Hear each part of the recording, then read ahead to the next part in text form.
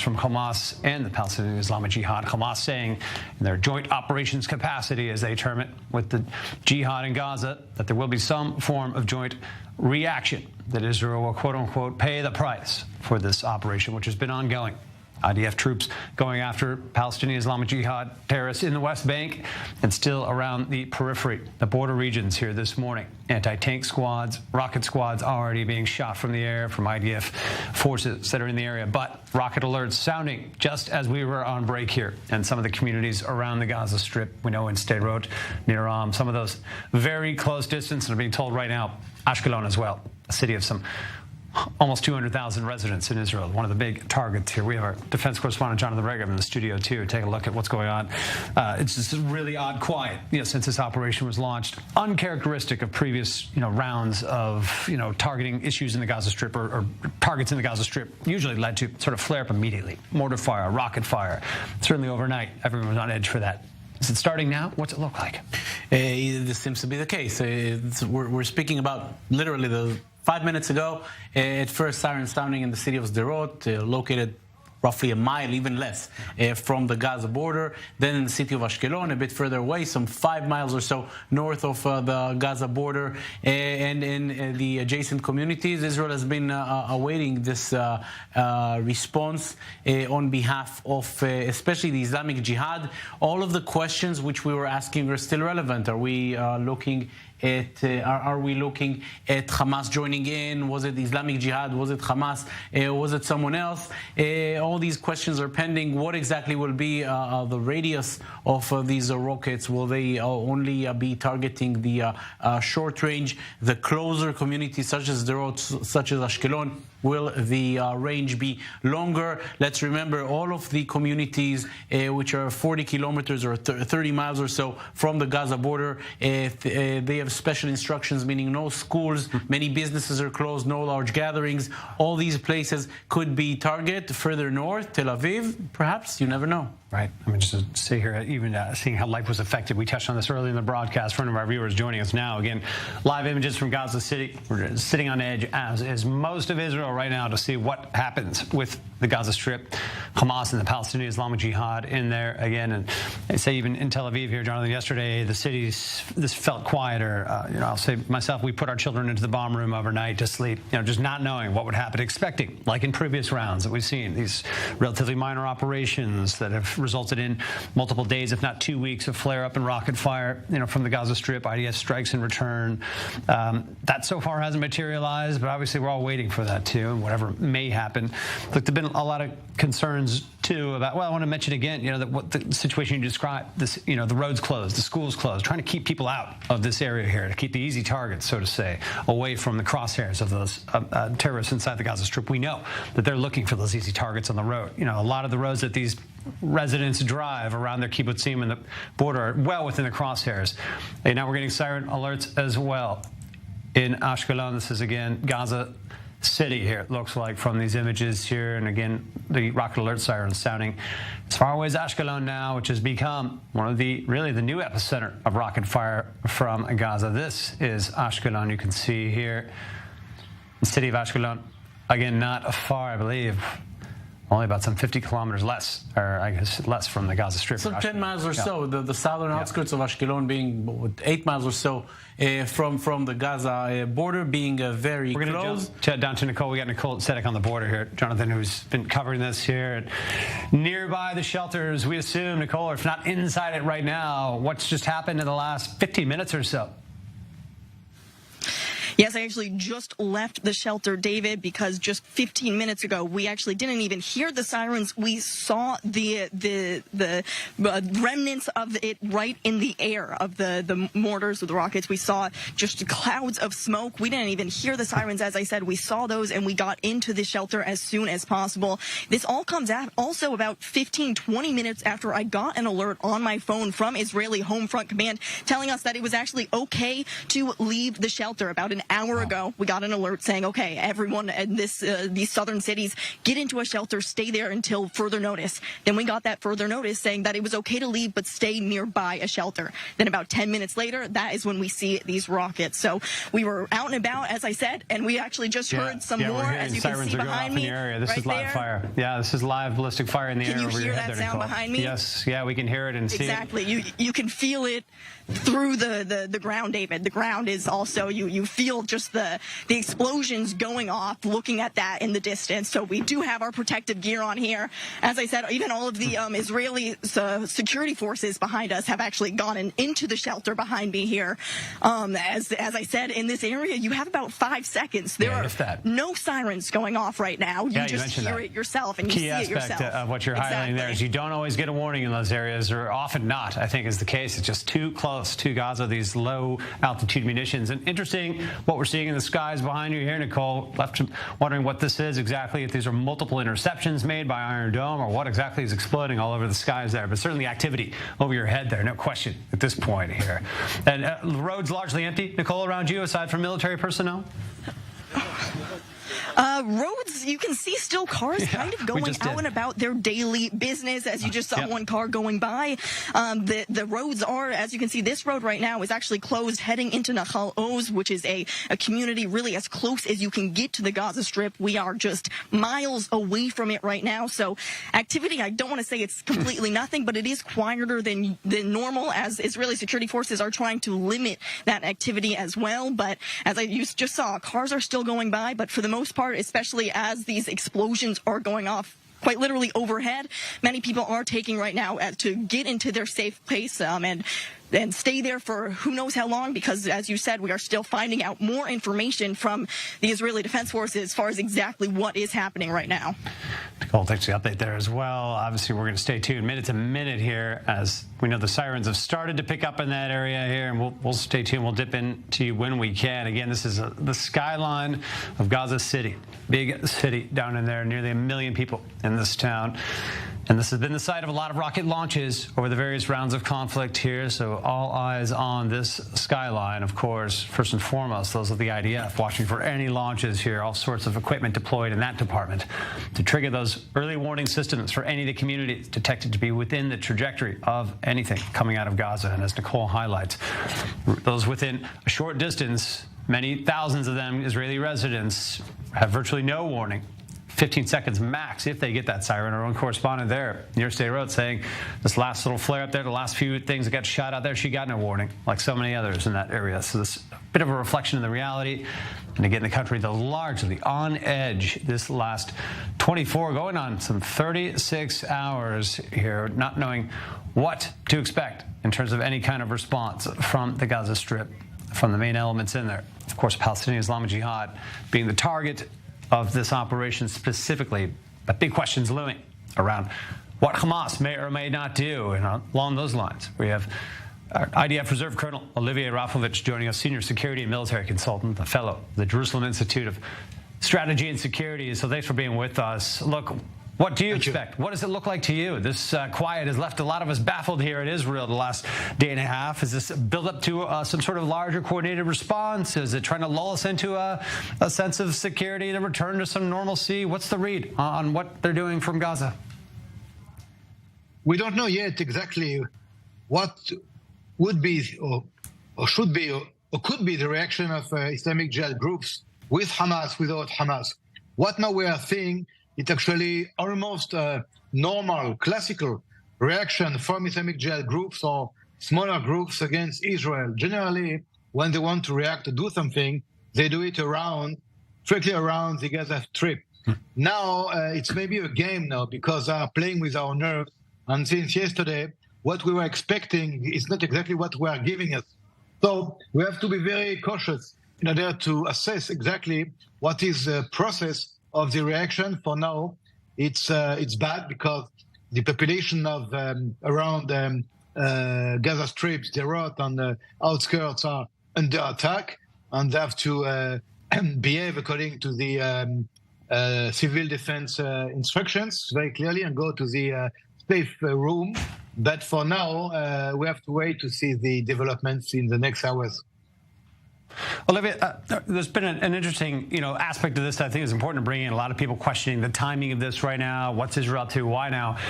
Certainly given the political moment that it is, a fraught political moment in Israel. A lot of skepticism towards the decision-making process. But we saw, the head of the Shabak come out, the head of the defense minister himself, the head of the IDF, alongside the prime minister here.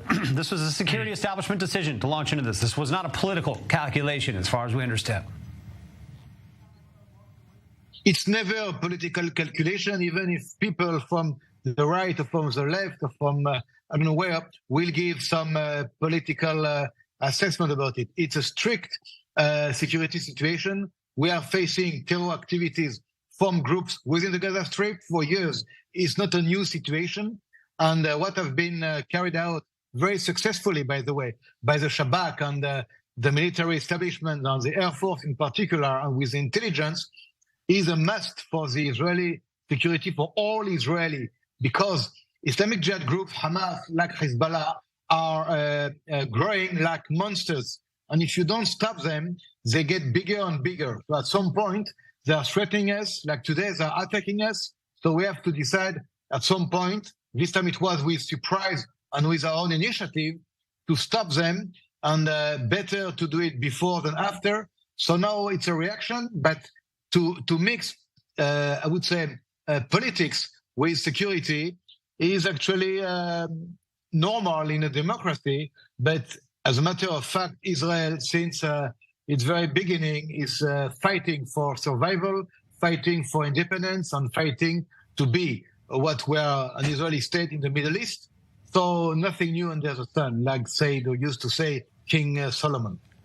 Yes, there's certainly a lot of history to refer to on this. Olivia, a lot's being said about the potential as well for a multi-front response, a multi-front war breaking. A lot of our defense officials still warning about that possibility here.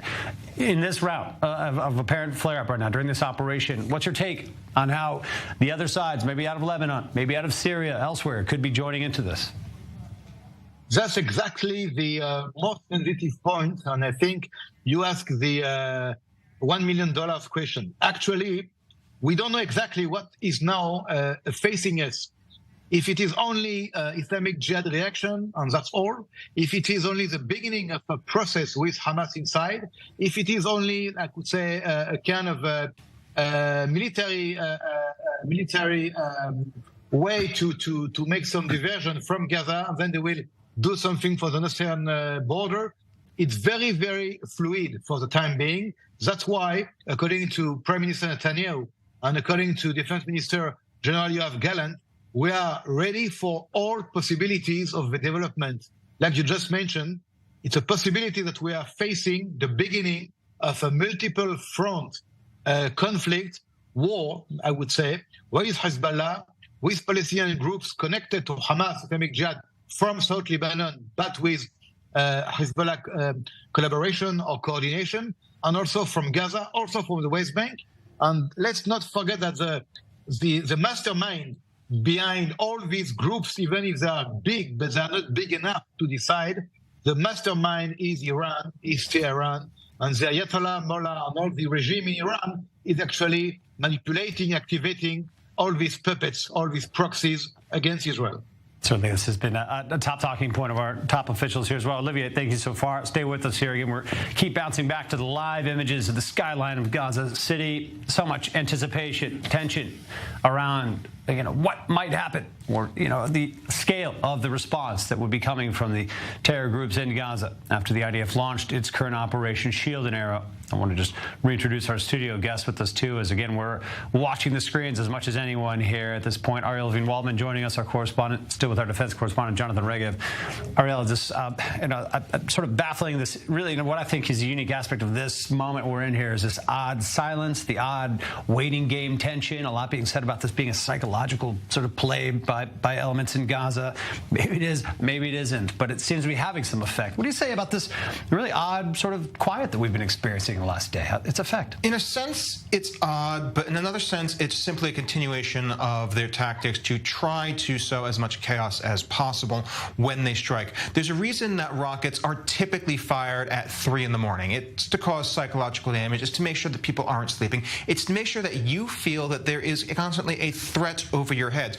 But that's not the only reason in this case. Remember that Hamas has been expanding its domain to say that they are the ones responsible for covering many different areas of Israel and many different effects and events in Israel as well. It's not just rockets from Gaza anymore. You have Hamas on the northern border too. You have Hamas operating inside the West Bank. And you have an event that is a prime target for Hamas coming up, and that would be the Flag March in about a week's time that's hanging over everybody's head.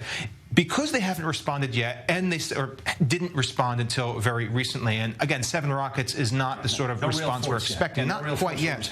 They could simply connect a future strike with the events that have been going on and say that we strike at a time of our choosing, which their actual formal statement, which is to say no response is its own form of response, would actually back up that sort of analysis. It lets them claim to have more power and authority that they legitimately would have.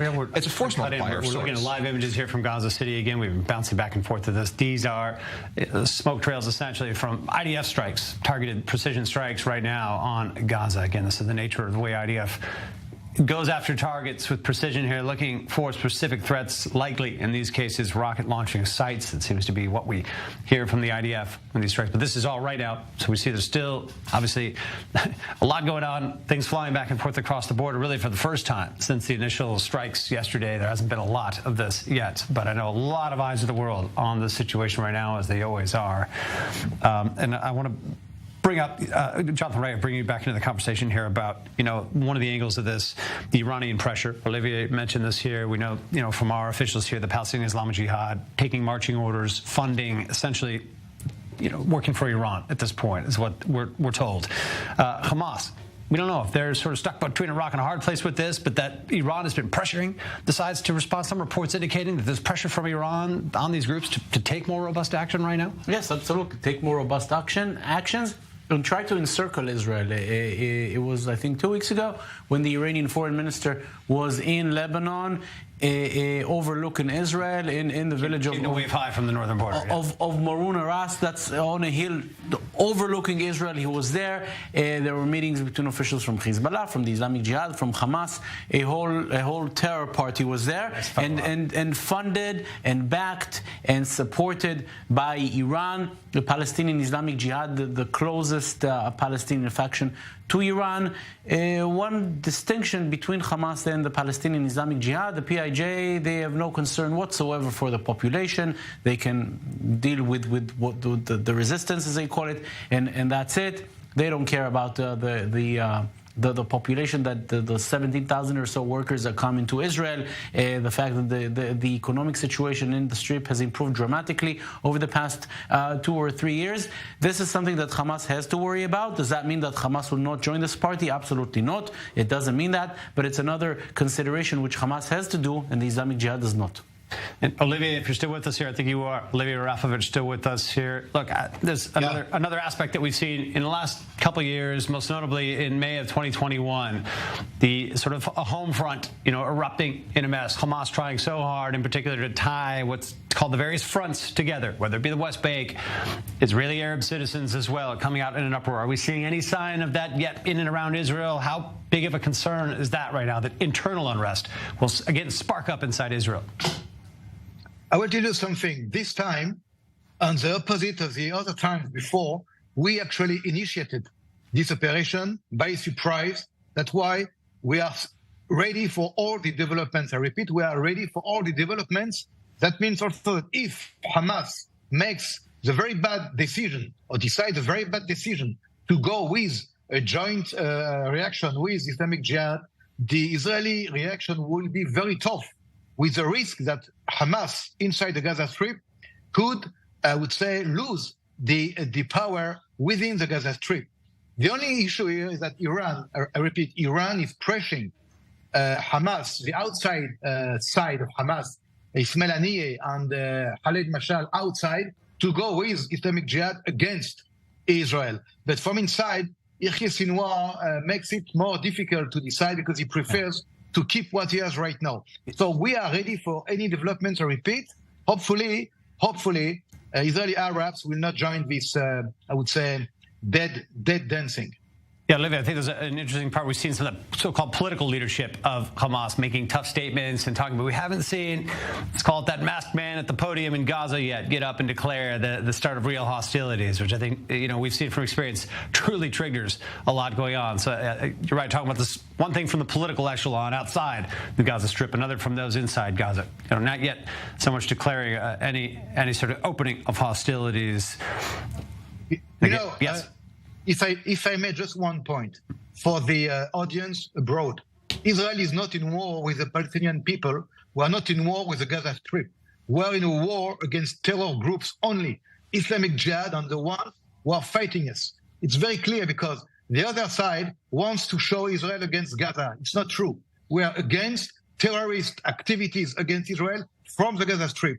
Like the Americans were fighting ISIS in Iraq or in Syria, they were not fighting Syria or Iraq. They were fighting ISIS. The same for us. We are fighting terror activities from the Gaza Strip. If Gaza wants to be free, wants to be, I would say, in a good situation, these groups should stop to attack and to threaten Israel. Very well put. Well, there. Thanks for being with us on this still. I want to just remind our viewers, looking at live images here in the backdrop. Gaza City, other places around Israel as well, Ashkelon in particular, that have been so in the crosshairs of the terrorists in Gaza in recent flare-ups around the Strip. And Olivier is certainly right that Israel is not at war with the people of Gaza. That should be evident by the nature of our military operations down there. But again, lost in the conversation with so many around the world looking in. So important point to hammer home there.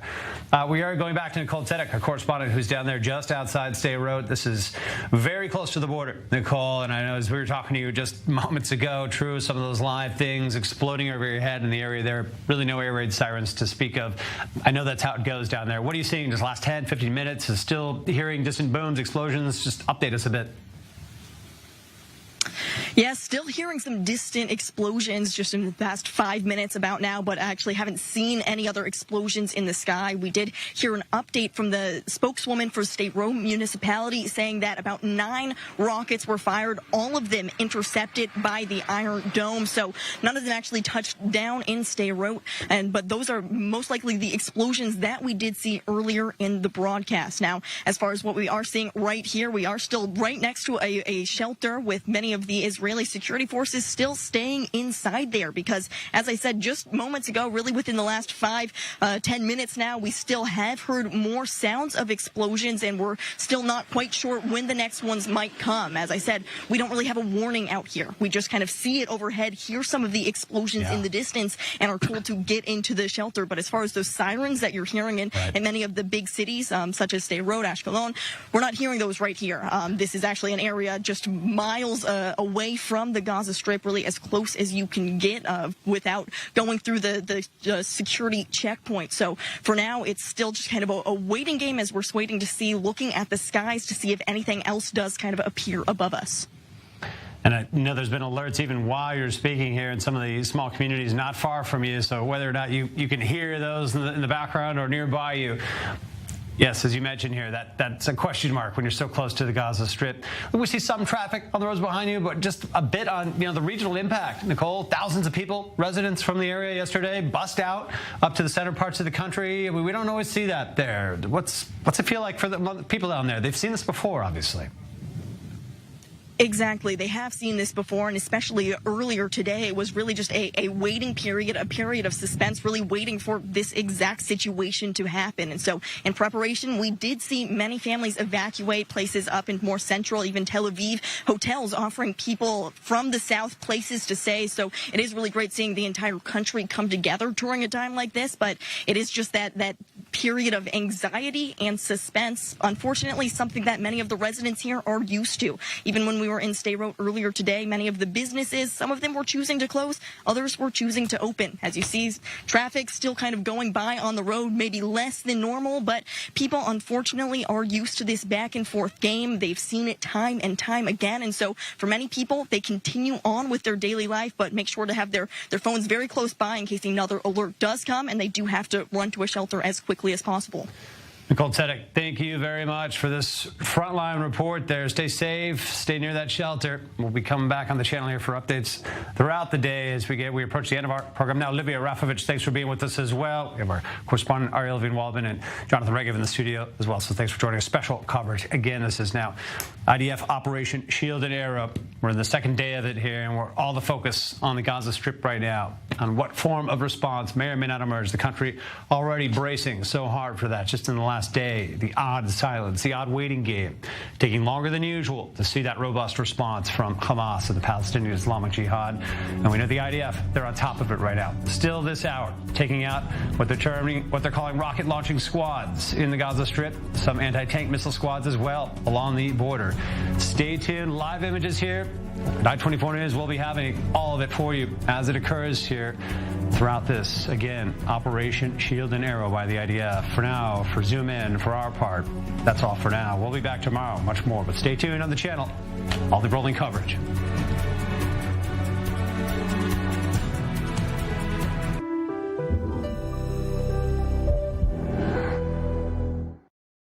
By midnight tonight, thieves will have stolen 2,400 vehicles across the U.S. today. So when you buy your next car, ask your dealer for Recover. With Recover, you'll always be able to find a forgotten parking spot or know if your car gets towed or moved without your permission. And most importantly, you'll be able to easily share your car's location with police so they can recover it for you. Stay in control and protect what's yours. Ask your dealer for Recover today.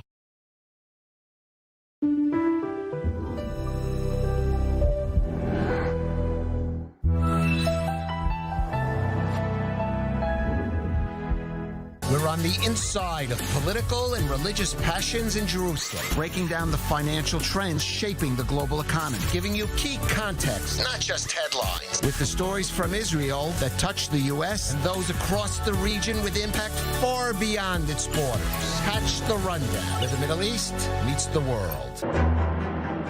Strictly Security, your weekly look into security, intelligence, and strategic affairs. Our team brings the latest on the major international conflicts, analysis of the major security issues right here in the Middle East and around the globe. Join us for a close look at innovative military technology and get up to speed with what's happening in cyberspace. Saturdays, only on I-24 News.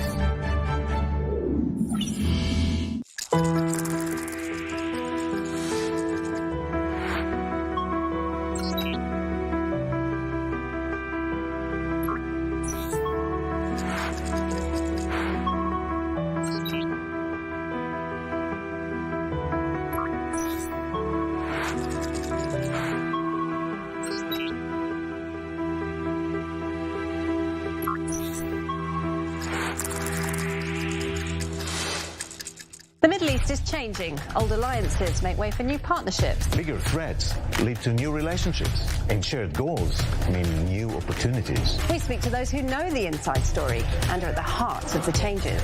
Don't get caught up with the same old story. Find out what's happening in Middle East Now. Middle East Now on I-24 News. 节约燃料气近1000万立方米。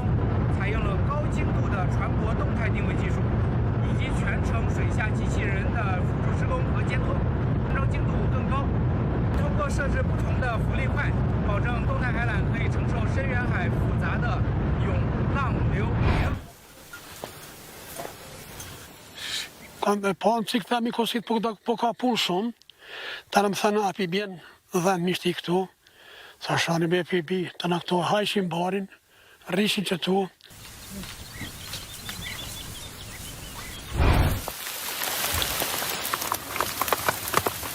Este árbol que está aquí hace 5.000 años creciendo es un sobreviviente. Es un sobreviviente porque estamos en un lugar muy especial.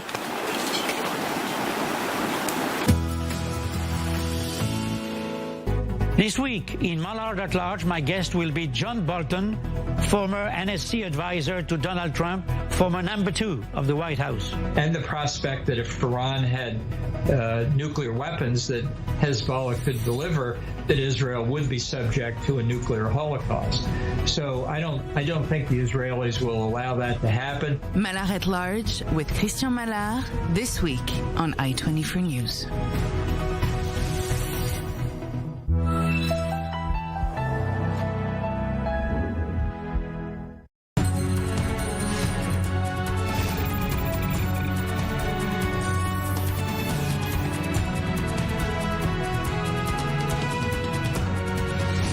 Thanks for tuning in. Israel has been waiting for a response from different factions in Gaza, including Islamic Jihad and Hamas, for its attacks in the Strip in the last 24 or so hours.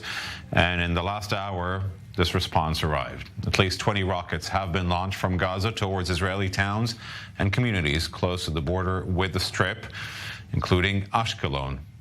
Iron Dome system has been activated and intercepted at least some of the rockets. This comes after earlier today, Israel shot at Islamic Jihad targets from the air in Han Yunis in the northern Gaza Strip. In the last hours, that's according to the IDF. And there are launches as we speak with alert sirens that sound also in Jerusalem. Okay, there are rockets being launched right now. I'm not sure if there are sirens in Jerusalem or not. We just had that on the screen. If it's incorrect, I'll be happy to correct on air to make sure that our viewers stay informed. The Secretary General of the Islamic Jihad has arrived in Cairo for talks with Egyptian intelligence this morning, and according to reports, has instructed his organization to wait with the response to Israel's attack yesterday that killed 3 Islamic Jihad leaders and 10 citizens, including women and children. An official from the Hamas terror group says that Israel will see a unified response from terror groups that will teach it a major lesson. Our correspondent Nicole Tzedek is near the Gaza border in Nahal Oz. So, Nicole, just to make sure that our viewers are on the same page with us, no sirens in Jerusalem. There are sirens in the south of Israel, including Ashkelon and communities that are surrounding the Gaza Strip. And we're seeing live images of interceptions there in the sky close to the Gaza Strip. Nicole? Yes, you are absolutely seeing those live interceptions as we speak right now. Really, within the past 5 minutes now, I want to say 15, maybe 20 interceptions here. Rockets firing towards the city of Sderot. But as you can see with these clouds of smoke in the sky, that's interceptions from the Iron Dome. So they have been intercepted, but we are hearing these explosions, and you can see right near us, just really not even miles away, but more mere meters away. Many of these interceptions are being fired from the system, intercepting those, really, as I said, in these past 5 minutes now, really picking up. So we are standing right by a shelter. We're showing you those images, but as I'm looking around, actually doing a full 180, I'm going to have our cameraman Dean turn around here, do a full 180. We are seeing these clouds of smoke, these interceptions all throughout the sky right now. So really a tense period right here as we are in the south. You'll continue to hear. I'm not sure if you can hear those explosions, Ariel, but they are continuing to happen. Nicole, I can update you and our viewers that you're not alone there. We're hearing interceptions here as well in our studio that is located in Jaffa. And according to reports that I'm receiving at this moment, these are coming from Rishon LeZion, that has been targeted by rockets fired from the Gaza Strip. Rishon LeZion is a city in Israel, south of Tel Aviv. We're hearing interceptions right now here in our studio as we're speaking with you. Nicole, can we spend another minute or two with you? Can you tell me, who are you there with? You're saying you're taking shelter there. Who are you there with? We're really right here, actually, mainly with Israeli security forces. They've been blocking off this road heading towards Nahal Oz, a community really just a mile away from the Gaza Strip. So this is as close as we can get, just mere miles away from the Strip, as Israeli security forces have been blocking off this area for anyone who is not a resident of the community. And so right now they are staying right near this shelter that we have also been in as well, because as I said, really just constant sound of explosions going off behind us. But as far as who we are here with, that's really just Israeli security forces in this little intersection here, kind of between areas behind us here. That is where the city of Sderot is, where we have seen many of those overhead explosions happening. Okay. Nicole, thank you very much. Take care there, okay? Most importantly. Of course, it's a stressful day here in Israel, not the first time, neither probably the last, that we're experiencing this. Rockets that are launched towards cities and communities in Israel from the Gaza Strip. But this has been something that Israelis have been waiting for since the attack last night. And I now want to turn to Professor Kobi Michael. He's a senior research fellow at the INSS, and he joins us from Nes Ziona. Thank you very much for being with us. We're understanding that some of the rockets are being launched now to the center of Israel as well, not just to communities around the Gaza Strip, perhaps the area of Rishon LeZion, Bat Yam. This is all being examined at this time.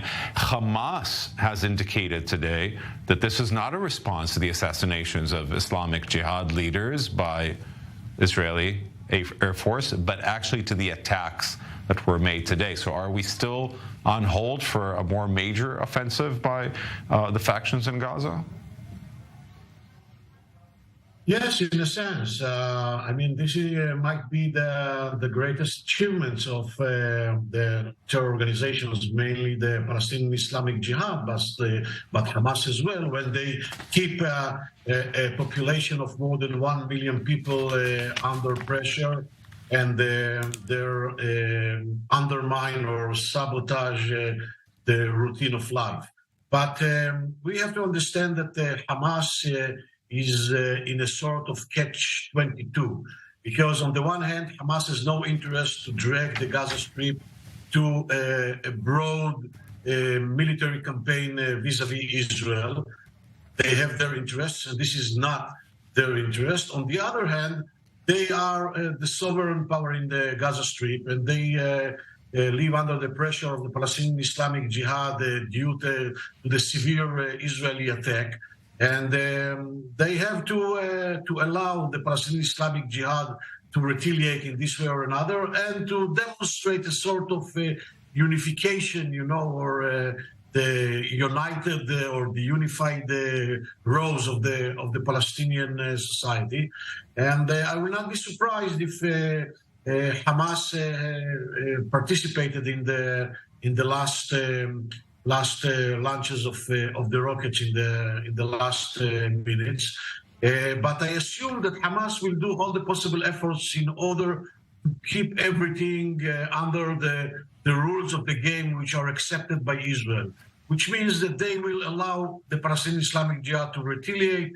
They will join the Palestinian Islamic Jihad, and they will hope that they will be able to restrain the Palestinian Islamic Jihad, to contain the situation, and to come back to calm in 2 days or 3, something like this. So in that sense, what significance is there to the fact that the chief of staff of the Islamic Jihad has traveled to Cairo today for discussions, while the two factions are not working together and Hamas wants to keep things quiet? Can it control the Islamic Jihad, and how much? And let me just update before I ask you to reply that there has been a direct hit at a house in Sderot, according to reports that we're receiving right now. There are no injuries at the moment, but there is impact there, and a house is suffered a direct hit. So back to the question, Professor. Look, there is a tension between Hamas and the Palestinian Islamic Jihad due to the reasons that I've just explained. But the Palestinian Islamic Jihad is really dependent today much more on Hamas because of the severe damages that the Israeli attack caused. It's not only the 3 persons that were killed, it's also a lot of infrastructures and weapons that actually were destroyed. And the Palestinian Islamic Jihad doesn't want to retaliate in a very marginal or minor manner because it will project or will reflect a sort of a problem that the organization has with regard to its military capacities. And therefore, they need Hamas to join them in order to assure that the retaliation will be considered as a severe or serious retaliation on the one hand. On the other hand, they need it in order to prove to their constituency that there is unified or there are unified roles and there is unification between the faction among the Palestinians. And Hamas doesn't like the idea so much. Hamas is challenged by the Palestinian Islamic Jihad, and they have to maneuver in this way or another. But at the end of the day, the Palestinian Islamic Jihad is a much smaller organization. It is an organization that has no aspiration of sovereignty or controlling territory or population. It is a pure terror organization, a very radical and violent one, which is directly directed by Iran, where Hamas is much more than terror organization. Hamas is a sovereign power, and it has much broader interests. Professor Kobi Michael, if you can, please stay with us. I want to join in our discussion. We have Ariel Evan Waldman, our correspondent here in studio. Ariel, I understand that the range of rockets has increased in the last few minutes. Where are we seeing these launches aimed at? So the primary targets right now, or at least the primary interceptions, because they're not the most accurate rockets in the world, are aimed at Israel's center. This is a major escalation, because usually it's considered sort of run-of-the-mill to get rockets in the south. It's treated almost like the weather. But when you start having rockets targeted at Tel Aviv or the cities around Tel Aviv, we're seeing some hits or some interceptions around Ashdod, around Bat Yam, some heavy bombardment in the southern parts of Rishon LeZion. These are all sort of the suburbs of Tel Aviv and very close. It's showing quite a few things. One, they are willing to escalate to the point where they are targeting major civilian population centers in the center of Israel that are usually considered off limits or out of range. And that, two, they are willing to accept whatever pushback happens, whatever response the IDF has to these sort of strikes. It's always been a complaint for Israelis living in Israel's south that the moment there's a rocket fired at Israel's center, the military gets involved. And there is some truth to that. So if they are willing to pursue a sustained bombardment of the cities in Israel's center, it means that they are willing to carry this conflict out much further than they already have so far, because they know by doing so they are about to invite a very heavy military response. And while the military has been hitting tactical targets inside Gaza itself, hitting some targets in Gaza City, again, same thing as sort of an escalation sort of point once you're hitting targets in a very dense population center, it means that both sides have officially commit towards carrying this out further, towards escalating further, and we are very likely to see much heavier fire in the hours ahead. Okay. Ariel, thank you. Professor Kobi Michael, are you still with us? Yes, I am. I want to ask you about the timing of those attacks. Of course, Ariel Evan Waldman mentioned that Hamas and the different factions, Islamic Jihad in Gaza, that is now, by the way, declaring that all factions are working together in this effort to retaliate and strike Israel with rockets. They are preparing, of course, for what would be an Israeli response. And my question is regarding the political timing here in Israel. This happens at a time, yes, there is an incline in terrorist attacks, both in the West Bank and in East Jerusalem, etc., but also at a time when this government is at a very low position in the polls. What is your interpretation of the timing of the assassination yesterday of the 3 seniors of the Islamic Jihad? I think that there are no political reasons that affected seriously the timing. The timing is the question of the access that you have to the targets and the intelligence that you have. because the operational capacities are there all the time. You need to meet the targets, to know where are they, and you have to know that you can target them with minimum collateral damage, and you need the very accurate information. I think that these are... Netanyahu said that this was decided upon last week already, so the people move around. Last week, they knew that there might be an Israeli retaliation, and therefore they went down to the bunkers. The idea is to surprise them, and to surprise them in the most suitable moment or timing for you as the attacker. But we have to take into consideration some limits that we have, and some limits that we put upon ourselves, like the collateral damage. And you have to have the access and the accurate information, and then to target them, to attack them. And I don't think that it is something which is related to the political arena or to political considerations. This is something which is much serious than that. And I do not believe that Netanyahu was affected by the political arena or by the political circumstances with regard to the retaliation as such. Okay, Professor Kobi Michael, Senior Research Fellow at the INSS, thank you very much for joining us. And to our viewers joining now, there have been over 60 rockets that have been launched towards Israel from the Gaza Strip, not only to towns and cities surrounding the Gaza Strip like Sderot, Ashkelon, and other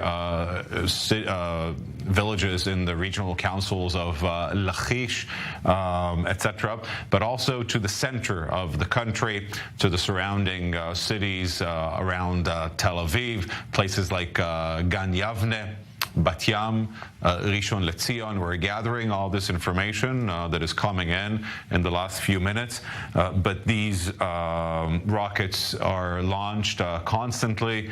Hamas is saying that this is a joint effort by all factions in the Gaza Strip, not just by Hamas, not just by the Islamic Jihad, but an operation that's carried out in coordination between the different Palestinian factions in the Gaza Strip. And what you're seeing is live imagery from the surrounding area of the Gaza Strip, from the Israeli cities and villages there, and you're seeing interceptions by the Iron Dome system. We now want to turn back to our Nicole Tzedek, who I see is not taking shelter at the moment there on the border with the Gaza Strip. Is that because the sirens are off at the moment, Nicole? I will say we are within about a 1-minute walk. The shelter is just right here, but actually there are still explosions happening behind us. Take a look. You can see these streaks of rockets firing up above us right now. And so this is still happening really every 2 minutes, every 5 minutes. We continue to hear explosions here. We are just mere miles away from the Gaza Strip. And it's really, you see it happening in real time as these rockets are fired. And then as the Iron Dome is intercepting them. I know you said about more than 60 rockets have been fired in the past hour, and we are seeing all of that explosion happening right overhead. As I said, we are just mere steps away from a shelter right now. So we are staying in our safe place. We do have our protective gear on, but you can see many people are still taking those precautions, staying here, but you'll see many people are still continuing to go on the road, continuing to go about their day, kind of checking what's overhead as well, but you can really hear the explosion and feel it at the same time. And many people are then taking the chance to go to the nearest shelter in an area like this, just so close to the Gaza Strip. You have about 5 seconds to get into a shelter. And so that's why it is so important for people right now to stay where they are and stay near a shelter. But as I said, we're right here, Ariel. We continue to hear the explosions overhead, and the Iron Dome continues to intercept those explosions. Nicole, meanwhile, I want to give 2 updates, and stay with us. I want some insight from you, of course. But first, there are sirens in Ramat Gan and also in the south of Tel Aviv. I believe that has not happened since May 21. Operation Guardian of the Walls. So this is happening right now. Rocket alert sirens in Tel Aviv and in Ramat Gan. If you are in Tel Aviv or in Ramat Gan and are watching us, we encourage you to go to a safe space.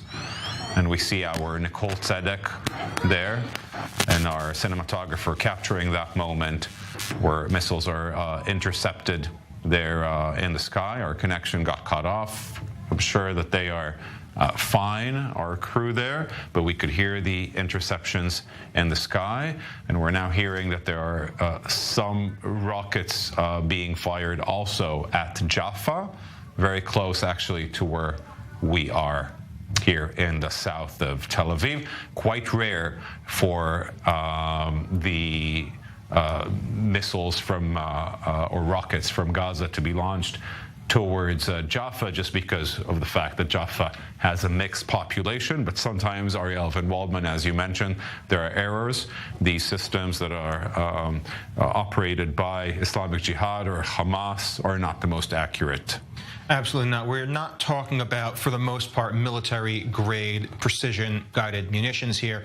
A lot of these are homemade, for a given value of the term, pieces of steel pipe welded together with chemical propellants salvaged from farms and the like, turned into rocket fuel with crude warheads slapped on top. Those are the ones that are most often fired at the southern regions, and that's the reason that they don't have much in the way of range. They're also harder to intercept because you can't really predict any sort of predictable ballistic path for them. The ones that reach Israel's center, though, tend to be at least a little bit more sophisticated. Some of them are older generation things from old Warsaw Pact arsenals that have been lying around for dozens of years unused. Rocket artillery like the Grad rockets and the like that we've seen used in past conflicts here.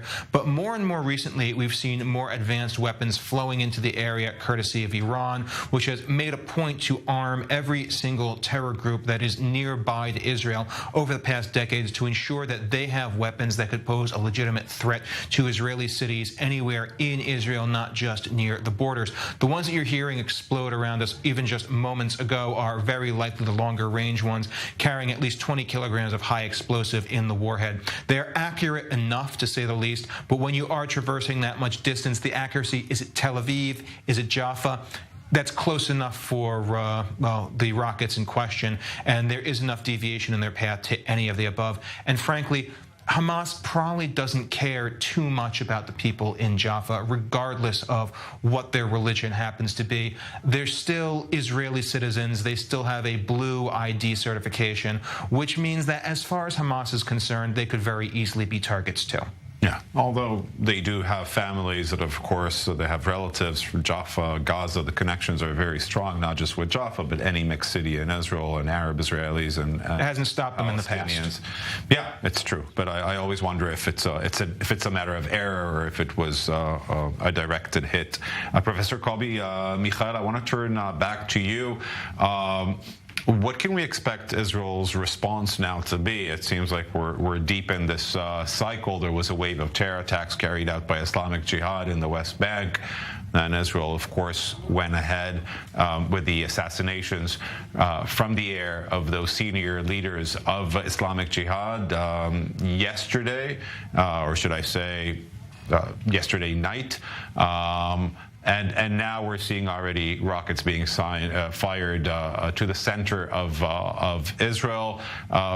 That means Israel is going to go full force into a large operation in Gaza again, as we saw in May 2021? Or is there a chance for talks at this time? Professor Kobi Michael, can you hear me? Yes, I was muted. Sorry. This happens to all of us here and there. Yeah. I said that I think that everybody will keep the rules of the ceremony, which means the talks will not take place now, but after some rounds of fire to this direction and to the other direction. Now, unless Israel shifted its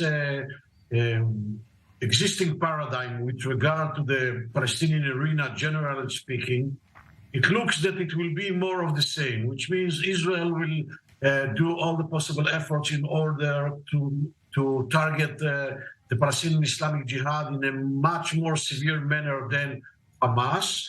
But Israel will attack Hamas as well under the accepted rules of the game, which are well known to both sides.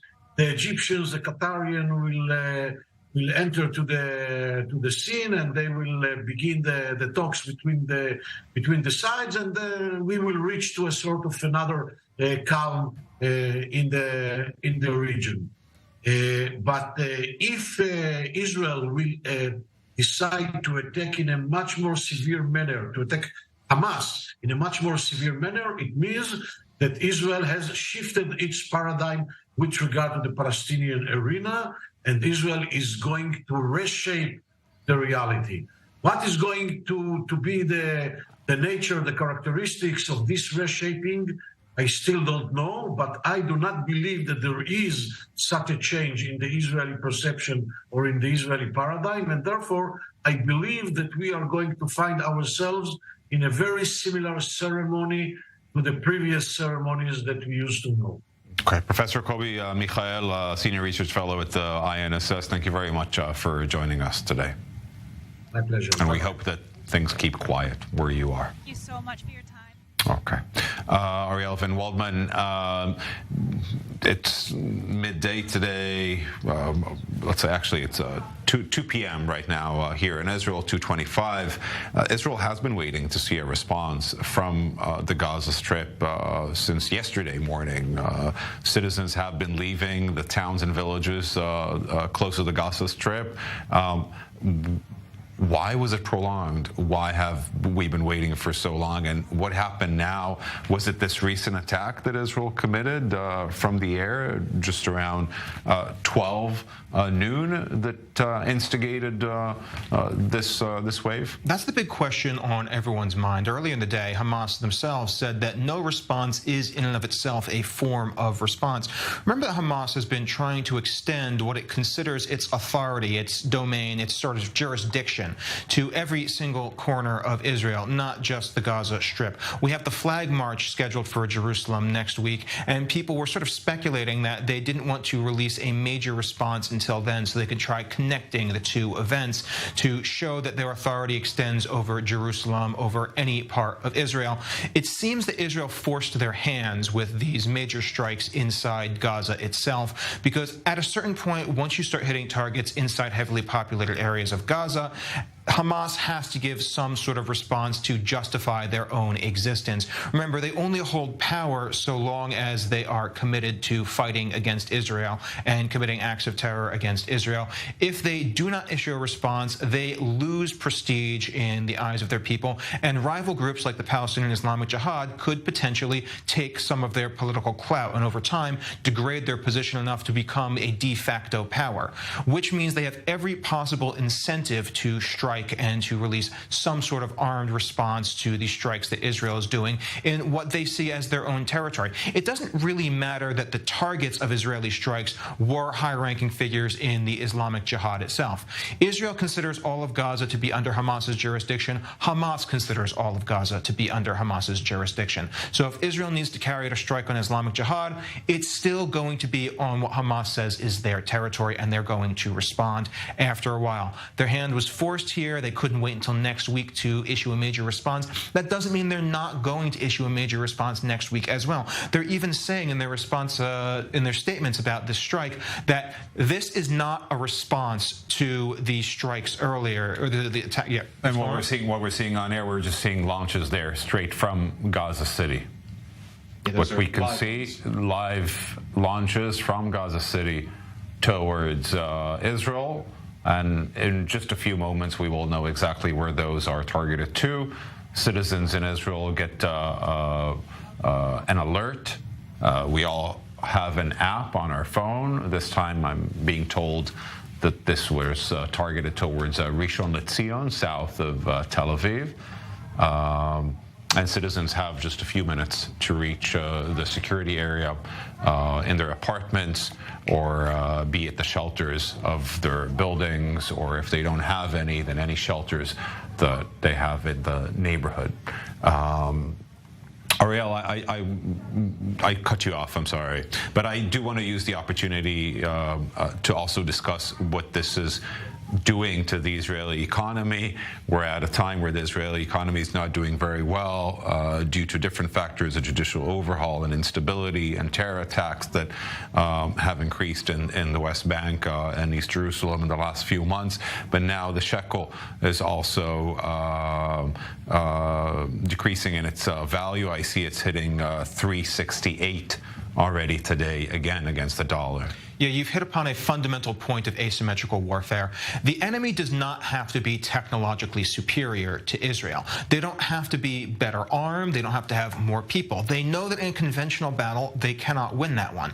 But what they have is the ability to wage a war of attrition where they are using very cheap, inexpensive tactics against Israel, and these tactics cost Israel a phenomenal amount of money to defend against or simply to endure. We've seen for the past few days, you asked before, why has Hamas not responded yet? Well, we've seen Israel very much paralyzed in at least the south over the past few days. People fleeing southern cities, people told to keep shelters open and stay near their shelters. When this is happening, it means that people are not going out, living their lives, generating value in their own lives, or building a nation, which is what these people are generally doing in their daily lives in Israel. It means that they put all of that on hold, which is inflicting opportunity costs, it's inflicting economic damage, it's inflicting psychological damage, which has ride-on effects on all this, and all in all, creating more and more costs for the state of Israel, even if Hamas hasn't fired a single rocket. When they do fire rockets, the costs go up astronomically. If they don't intercept the rocket, it destroys a business. If they do intercept the rocket, the cost of intercepting that rocket is almost the cost of an apartment in Israel's south or in some of the cheaper areas. Remember that each interceptor is close to $100,000, and you have to fire 2 per rocket. Run the numbers on that. There is an economic logic behind insurgency, behind asymmetrical warfare, and everywhere around the world we have seen it played out time and time again, where they simply have to say, as long as we can keep existing and firing cheap rockets and cheap tactics, eventually the other side may run out of money, and if that happens, we can be in a better position for any sort of, well, negotiation or whatever sort of agreement comes next. Yeah, and what we do have to remember and acknowledge also is Israel's ability to fire 2 missiles at a time using the Iron Dome system is thanks to American support as well, and American budgetary arrangements with regards to Israel's security. But at the same time, we have to contend with the fact that Hamas gets to have all of their material losses replaced almost overnight with money via Qatar or via Iran. So neither side seems to be losing out on the economic angle. So the question is, how long can it endure for? And the answer seems to be indefinitely on both sides. Yeah. Ariel Van Waldman, thank you. We now want to turn to Noga Golst. She's a resident of Kibbutz Mefalsim. Noga, thank you very much for being with us. Tell me about your afternoon so far. How has it been there in Mefalsim? And for the sake of our viewers, can you describe how close you are to the Gaza Strip? I'm close 1.5 kilometers from the Gaza Strip. So we are for the last, I think, 2 hours around the safe room, mostly in the safe room, instead of running in and out, going back and forth with each alarm. What we have here is we hear everything that happens. If you were talking earlier about the missiles going towards Rishon, we actually hear them going out and sent towards the north or the south of Israel. Everything goes just above us. We have enormous amounts of alarms taking off in the last 2 hours. And yeah, that's what we do. I've actually moved my office. I'm a home employee, so I've moved my office into the safe room so I can work from here and not need to work in another room at the house. Noga, we've seen an exodus of residents from that area heading to the center of Israel or maybe to the north of Israel. It's really a great question of where they're heading towards, because right now there are also rockets being targeted towards cities in the center of Israel. Is this something that was on your mind yesterday as we were waiting for this response from the Gaza Strip, or it wasn't, do you stay put? I stay put for two reasons. First, I don't have young kids. My kids already are young adults. They live in the center of Israel, so they're not here. It's much easier. Secondly, I take part at the group that is in charge of the kibbutz of all how we work out what we do during this situation. So I have a part here and I need to do my job. It's like a committee or a council that you're a part of that takes care of the kibbutz during emergency situations. Again, a lot of us cannot understand, I think, both in Israel and definitely abroad, the extent to which you, the residents of villages and towns and kibbutzes around Gaza, have been experiencing trauma in the last few decades with constant bombardment from Gaza. Can you start and describe what this does, how this shapes your life, the life of your family? First of all, we're all traumatized. It gets to the stage that if I'll go abroad and a speaker will start speaking, I will jump, even it's in the middle of Hong Kong. It doesn't matter. We're all the time intense. We're all the time looking around. Wherever I'll go, all over the world, the first thing I'll search for is where is a safe place to go if something happens, and where are the emergency exits. You're never 100% thinking of what you're doing. 10% of your mind is all the time thinking and listening to surround to see if something is going to happen around you. I won't be in areas with too many people around me because I'm afraid that if something will happen, I won't be able to run away to get into cover. Noga, what can I wish you on a day like this? Quiet, safety, and peace. Amen. Peace would be great.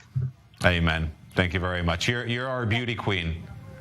Thank you. Thank you very much, Noga Golst, a resident there of Kibbutz Mefalsim. And we now want to turn to Uzi Rabi. He's the director of the Moshe Dayan Center for Middle East Studies at Tel Aviv University. Thank you very much for being with us. Uzi, I'm trying to understand if this retaliation that we're seeing is brought forward by Islamic Jihad only or by Hamas as well. The IDF spokesman is saying at the moment that there is no indication that Hamas is joining the shooting towards Israel of rockets, that this is solely an activity and an operation that is commanded by the Islamic Jihad. What do you know about the coordination between the two factions today vis-a-vis their interests, of course? Well, it is pretty coordinated. What we just heard from the Hamas itself, that this is kind of a joint action, but this is the declarative level. I agree. And I definitely think at this stage that Hamas is choosing to stand side by side verbally with Islamic Jihad because he should preserve his own position and legitimacy within the Palestinian street, but at the same time, Hamas still has a lot to lose. And before he's getting into that in full volume, he has to take a decision, and this would be much more than tactics. This might be a strategy. Until this moment, I do think that this is only Islamic Jihad. These guys are trying to find out something by which to leave behind an impression that they fiercely and effectively retaliated on what Israel actually had done to them yesterday or the day before. Well, basically, we are in kind of a, I would say, crossroads. We have to wait and see. And we know this is the land of uncertainty. This is a war dynamics, and it remains to be seen whether or not Hamas is going actually to be actively involved in the affair, that would be a different opera, because that would have, force Israel to go for some other targets, very, very instrumental in Gaza. So Uzi, I want to ask you about that operation by Israel last night, not this past night, but the night before, when Israel assassinated the 3 leaders of Islamic Jihad. 10 other citizens were killed, among them children and women. And I want to ask about that decision of Israel to launch that attack. Was that necessary? What do you make of that decision to do it at that time? Because in a few days, everybody will forget what led to what. And the Palestinian will say that it was, of course, Israeli planes that were targeting Gaza. Israelis would say that it started with a wave of violence and terror attacks instigated by Islamic Jihad in the West Bank. What do you make of the decision of Israel to go forward with that operation in Gaza, considering the fact that also 10 citizens were killed? Well, 10 citizens were killed, and Israel is basically informing the whole world in Israel that this is what happened. Nobody tried to hide it. But basically, I have to say, in my opinion, this action was sort of a must for Israel, because Israel, for years, found itself in kind of a situation where it responding to what Hamas is doing or Islamic Jihad. I think that the equation that was created in recent years made Israel actually very, very clear in terms of response when it comes to Hamas and Islamic Jihad.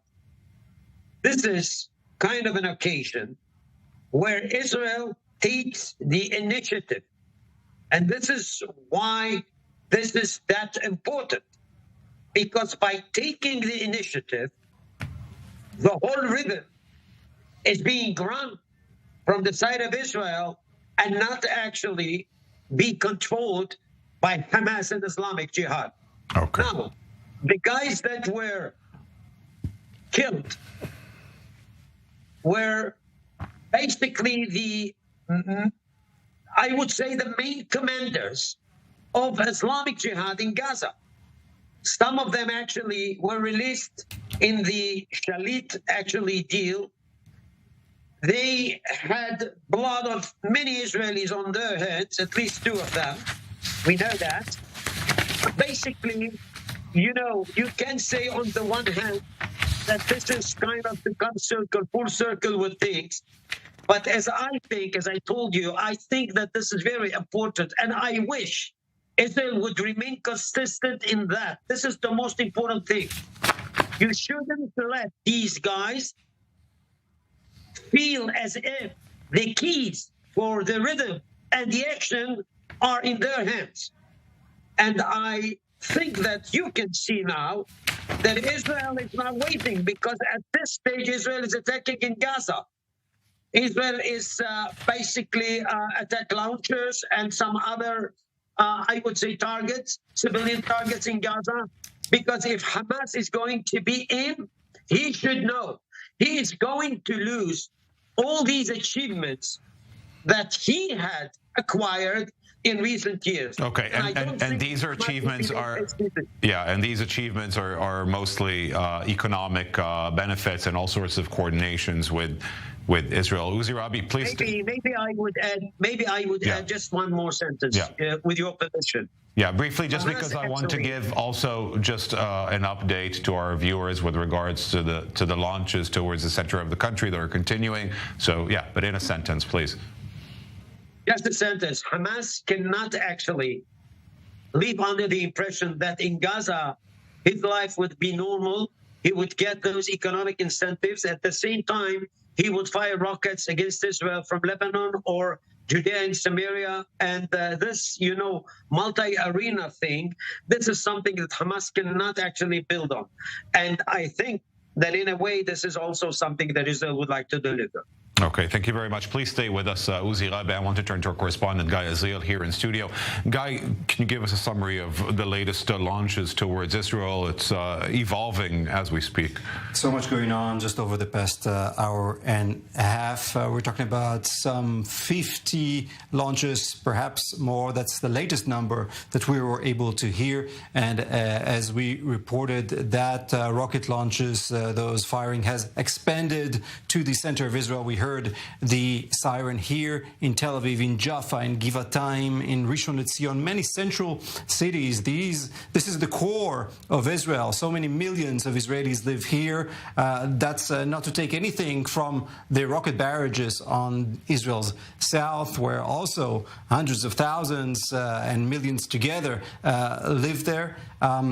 Just to summarize, we know of over 50 launches, 2 hits in Ashdod and in Sderot. No injuries in those cases. Some very minor injuries from people running to shelter, but for now, Iron Dome has managed to intercept most of these rockets. So I know in Sderot we mentioned there was a report on a house that suffered a direct hit. Correct. What about the incident in Ashdod? Yes, what are we talking about? Same story. We know that at least in Sderot, that house was empty. Like many thousands of residents in the south, this family who owns this house has evicted to the Israeli center and was not at home at the time of that hit. Luckily, so no one was injured in that case. And same in Ashdod. And we have to say that all of us Israelis have been preparing for this since yesterday morning. The Israeli leadership, Benjamin Netanyahu, Minister of Defense Gallant, have addressed the public saying there might be a retaliation attempt, which we're seeing right now, or a response from Gaza, and this could be long range as well. It's interesting because this is not only the case around the Gaza border communities, who of course have their lives have stopped completely over the past day and a half, but many municipalities also here in the center, as a precaution, have opened shelters. We know that. In retrospect, that was a good decision because I just came out from the street where we heard the siren. Many people outside in Tel Aviv was still very much alive half an hour ago, and people needed to find a place to run. And something that is very important as someone who spends both time in Tel Aviv and in the south.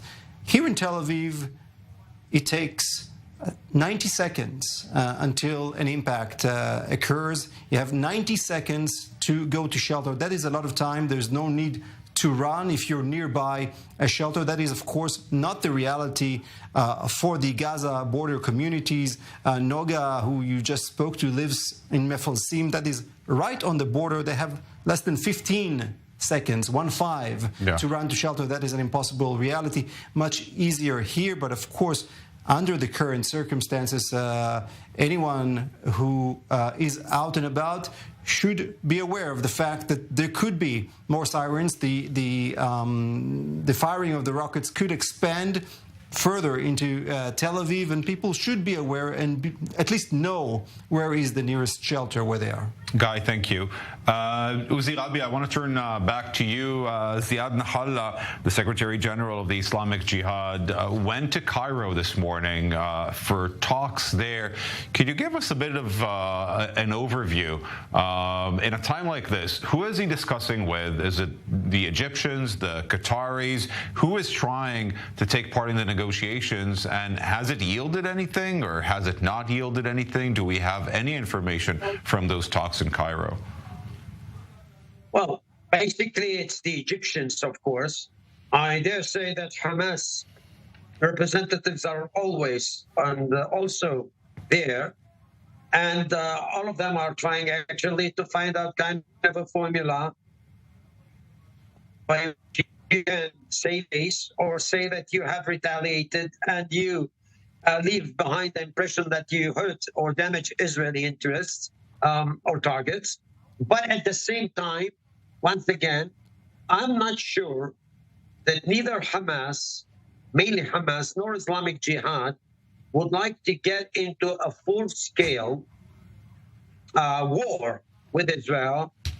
As I said before, they have a lot to lose, and if there would be a war, this is a war that was not created under their long-standing planning on that.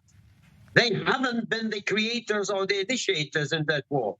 It was something that Israel actually forced them and put them at a bay. I think that this is going to be seen in Cairo, and Ziad Nakhaleh would like actually to find out two things. First of all, to what extent Hamas is committed to this whole thing. And if at all Hamas is going to be part and parcel of that. Second, he would like actually to hear the interlocutors, the Egyptians, what they have to say. We're having difficulties there hearing you, Uzi Rabi. Sorry. Yeah. I think we hear you now. Sorry. Okay. The line is not great there with Uzi Rabi. Of course, at a time like this, there are also communication problems here in Israel, as everybody is trying to call everybody and get information from the internet, etc., and different sources. This is something that we encounter often. Uzi, are you back with us? Yes, sure. Sorry. Yeah. What I'm trying to say is that, you were talking about, you were saying that Ziad Nakhaleh wants to understand, first of all, is Hamas engaged in this? How deeply are they willing to commit to this retaliation, to this joint effort? And the second thing? And the second thing is to find out from the Egyptians, the brokers, what is the time span actually they're going to provide the Islamic Jihad before getting into kind of dealing with Israel about sort of a ceasefire or stopping the fire and that stuff, because it goes without saying that the Egyptians are the ultimate brokers here. And this is why Ziad Nakhaleh actually is in Egypt or in Cairo now. Hamas is also, of course, in the picture. As I said, Hamas is at a bay one way or the other. And once again, I think that this is something that we have to take into account, and we should be keenly aware that some other options could be also are also in the offing. It is Judea and Samaria, it is Jerusalem, it is Lebanon, and I dare say also mixed cities in Israel. All these are being taken into account by Israel. Nobody would like to have sort of a huge flare-up, but at this stage, I think that we should stick to what's going on in Egypt, what's going on in Gaza and in Israel. I think that all parties would like actually to have kind of a swift and a quick kind of ending up of this circle of fight. But, we are in the land of uncertainty. As I said, this is kind of a war dynamic, and we'll have to wait and see actually how things are being played out by all parties. For the time, I mean, yeah. I would be very, very careful. Israel should pay attention to all these other arenas. And once again, Israel should be consistent in what I think it had started 2 days ago. Initiative is in Israeli hands. And that must be kind of a clear message that should be left after this round of fight.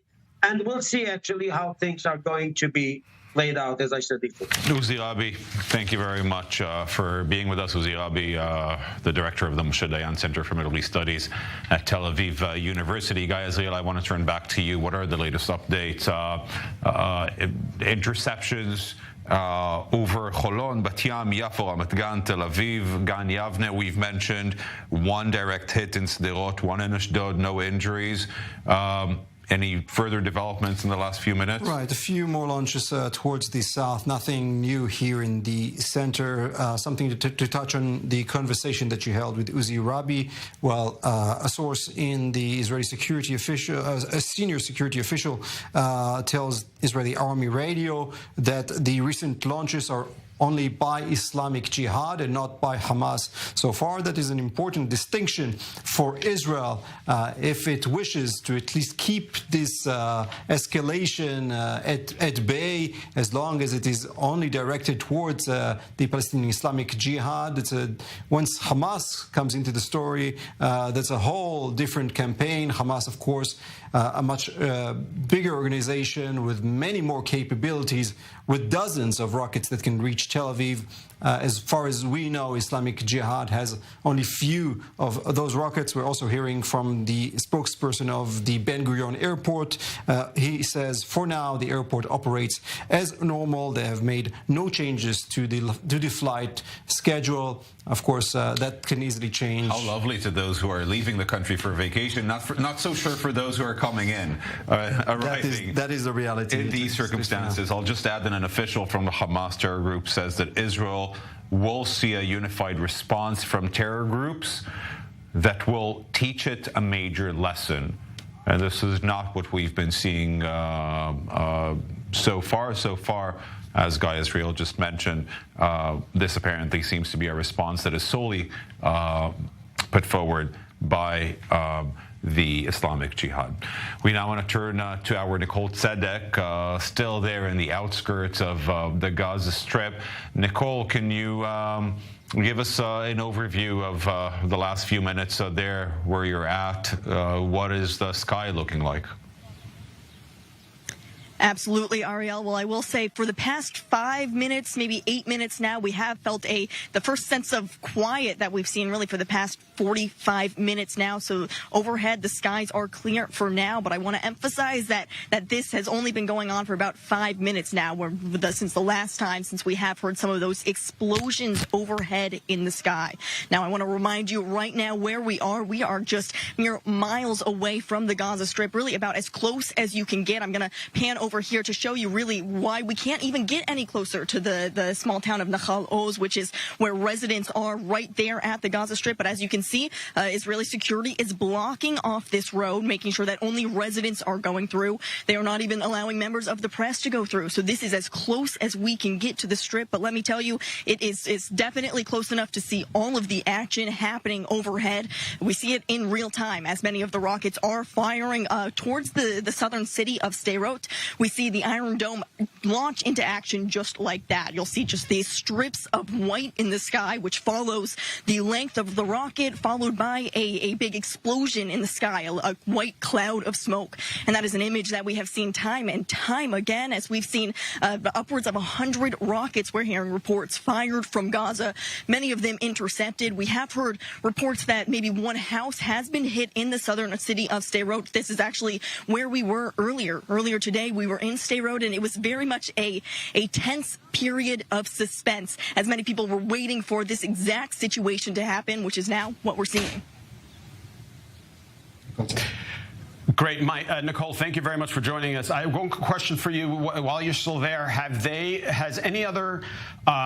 been any injuries that you report from now? Have there been any injuries at all? We have only heard maybe one report of an injury of someone just running to a shelter, but no reports of anything serious so far. Really, right now, we are hearing just everyone is supposed to be sheltering in place, getting to their safe space as quickly as possible. I have the Israeli Homefront Command alerts on my phone, as many people in the area do, and I have an alert on the phone saying to stay in your safe place, stay there for really the time being. Actually, people are running to the shelter right now. They just got one of those alerts. You can see the security running here right now. We're going to head into the shelter with them. I'm still with my cameraman right now, so we're heading here because they did just get an alert to go inside. We haven't heard any of the explosions overhead, but that's why you're seeing this tense energy out here as everyone does get to their safe space. So that is exactly what you are seeing in real time, and that shows you just the quick efforts that people really need to go. You see, we were just steps away from the the shelter, and that is really all of the time that you have when you are in this type of situation. You'll see, sorry, just trying to find out a little bit more information as some of these soldiers do go back outside. It does seem to be a period that we can be outside, but as I said, it's really us and the Israeli security forces right here. Oh, we're going inside now. You can hear I'm sure you could hear the sounds of that explosion just rippling through the sky as everyone does kind of run back into this shelter. And this is what we've been experiencing for the past hour now. As you, the moment you step outside the shelter, it feels like you're hearing another explosion and you're being told to come right back inside. So right now, even inside the shelter, you can feel the explosions rippling through the ground just mere meters away from us.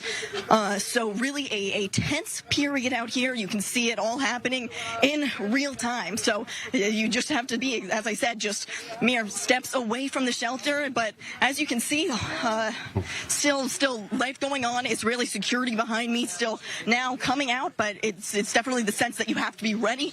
You have to be aware to hop back inside at a moment's notice. Great. Nicole Sedek, thank you very much for joining us live from Sderot. Thank you very much.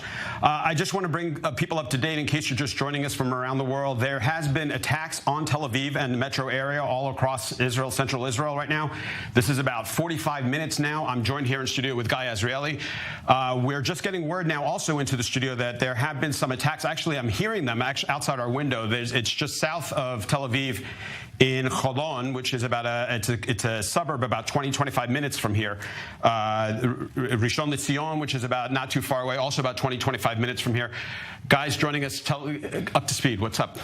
Very near us, we will hear the bangs in the sky from the Iron Dome very shortly. We're talking about dozens of rockets that have been launched into Israel out of the Gaza Strip over the past hour and a half. Now it's a real escalation in the situation. Of course, it has been very tense over the past day and a half.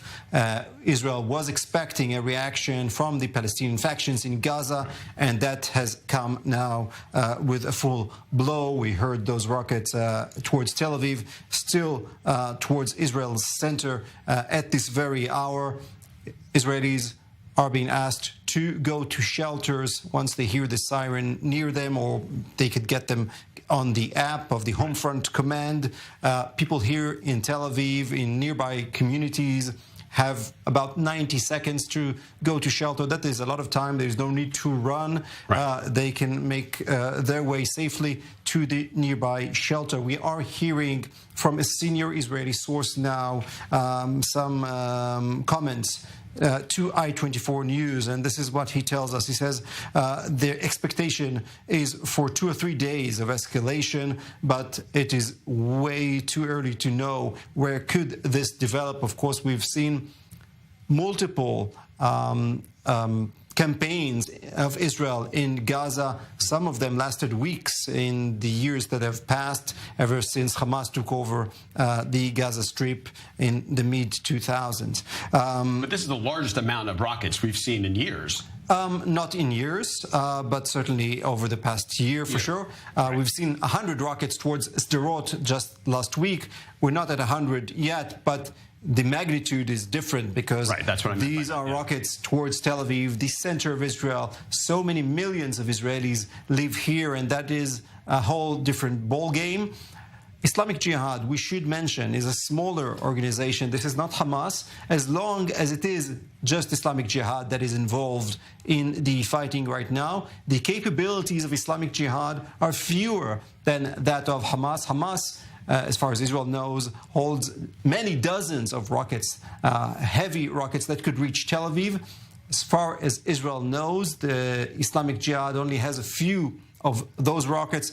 Several of them have already been used, and for now, the assumption is that it is only the Islamic Jihad that's firing these rockets. Let's hear more from this senior Israeli. He does repeat that statement that Hamas is in no rush to join Islamic Jihad, but we do not know whether they will join later down the road. He says there are many elements who are trying to inflame the situation ahead of next week. That is Jerusalem Day. There is an annual flag march. And he says Iran is the one that directs those moves. Of course, we saw Iranian President Ibrahim Raisi in Beirut just recently, earlier this month, meeting with delegations of both Hamas and Islamic Jihad. So there is no surprise at all as Israel sees all these arenas coming together. That is perhaps Israel's biggest fear, to see those terror factions joining forces both from Gaza and the West Bank, but more than that, with Iran and its proxies on Israel's northern front. More from the Israeli official. The assessment is that even if Hamas joins the Islamic Jihad with the firing, they do not expect any rocket fire out of Lebanon, because Lebanon understands very well that the Israeli reaction will be very hard. And we saw what were the devastating results of the Lebanon war, the second Lebanon war. Major damage to Lebanon, and Hezbollah does hold some responsibility as being part of the Lebanese government. Still, it is too soon to say how will things develop. The Israeli official also says that the successful operation in which the Islamic Jihad members were assassinated did return some of the Israeli deterrence against these terror factions, and the element of surprise was a critical component of that attack. Now, you would imagine that the IDF does this calculus ahead of time. When they know that they're going to go in and they're going to take a military operation in Gaza, they know that this could happen as a result, as a response. What calculus do they make? How do they work that out? Look, we know that this operation was actually planned. The whole operational plan was already signed and ready on Friday night. Right. Israel has so many elements that come into consideration when an operation like this goes into force. Many of these elements include the possibility of hitting those terror suspects, those heads of terror organizations that Israel wants to target, and also the possibility to hit them with as little civilian injuries or casualties as possible. And the decision was made eventually a day and a half ago to hit them in their beds at night. Obviously, 10 civilians killed in that strike, in addition to those 3 Islamic Jihad. This is not something that Israel is happy about. But unfortunately for Israel, that is the unfortunate price of targeting these terror operatives.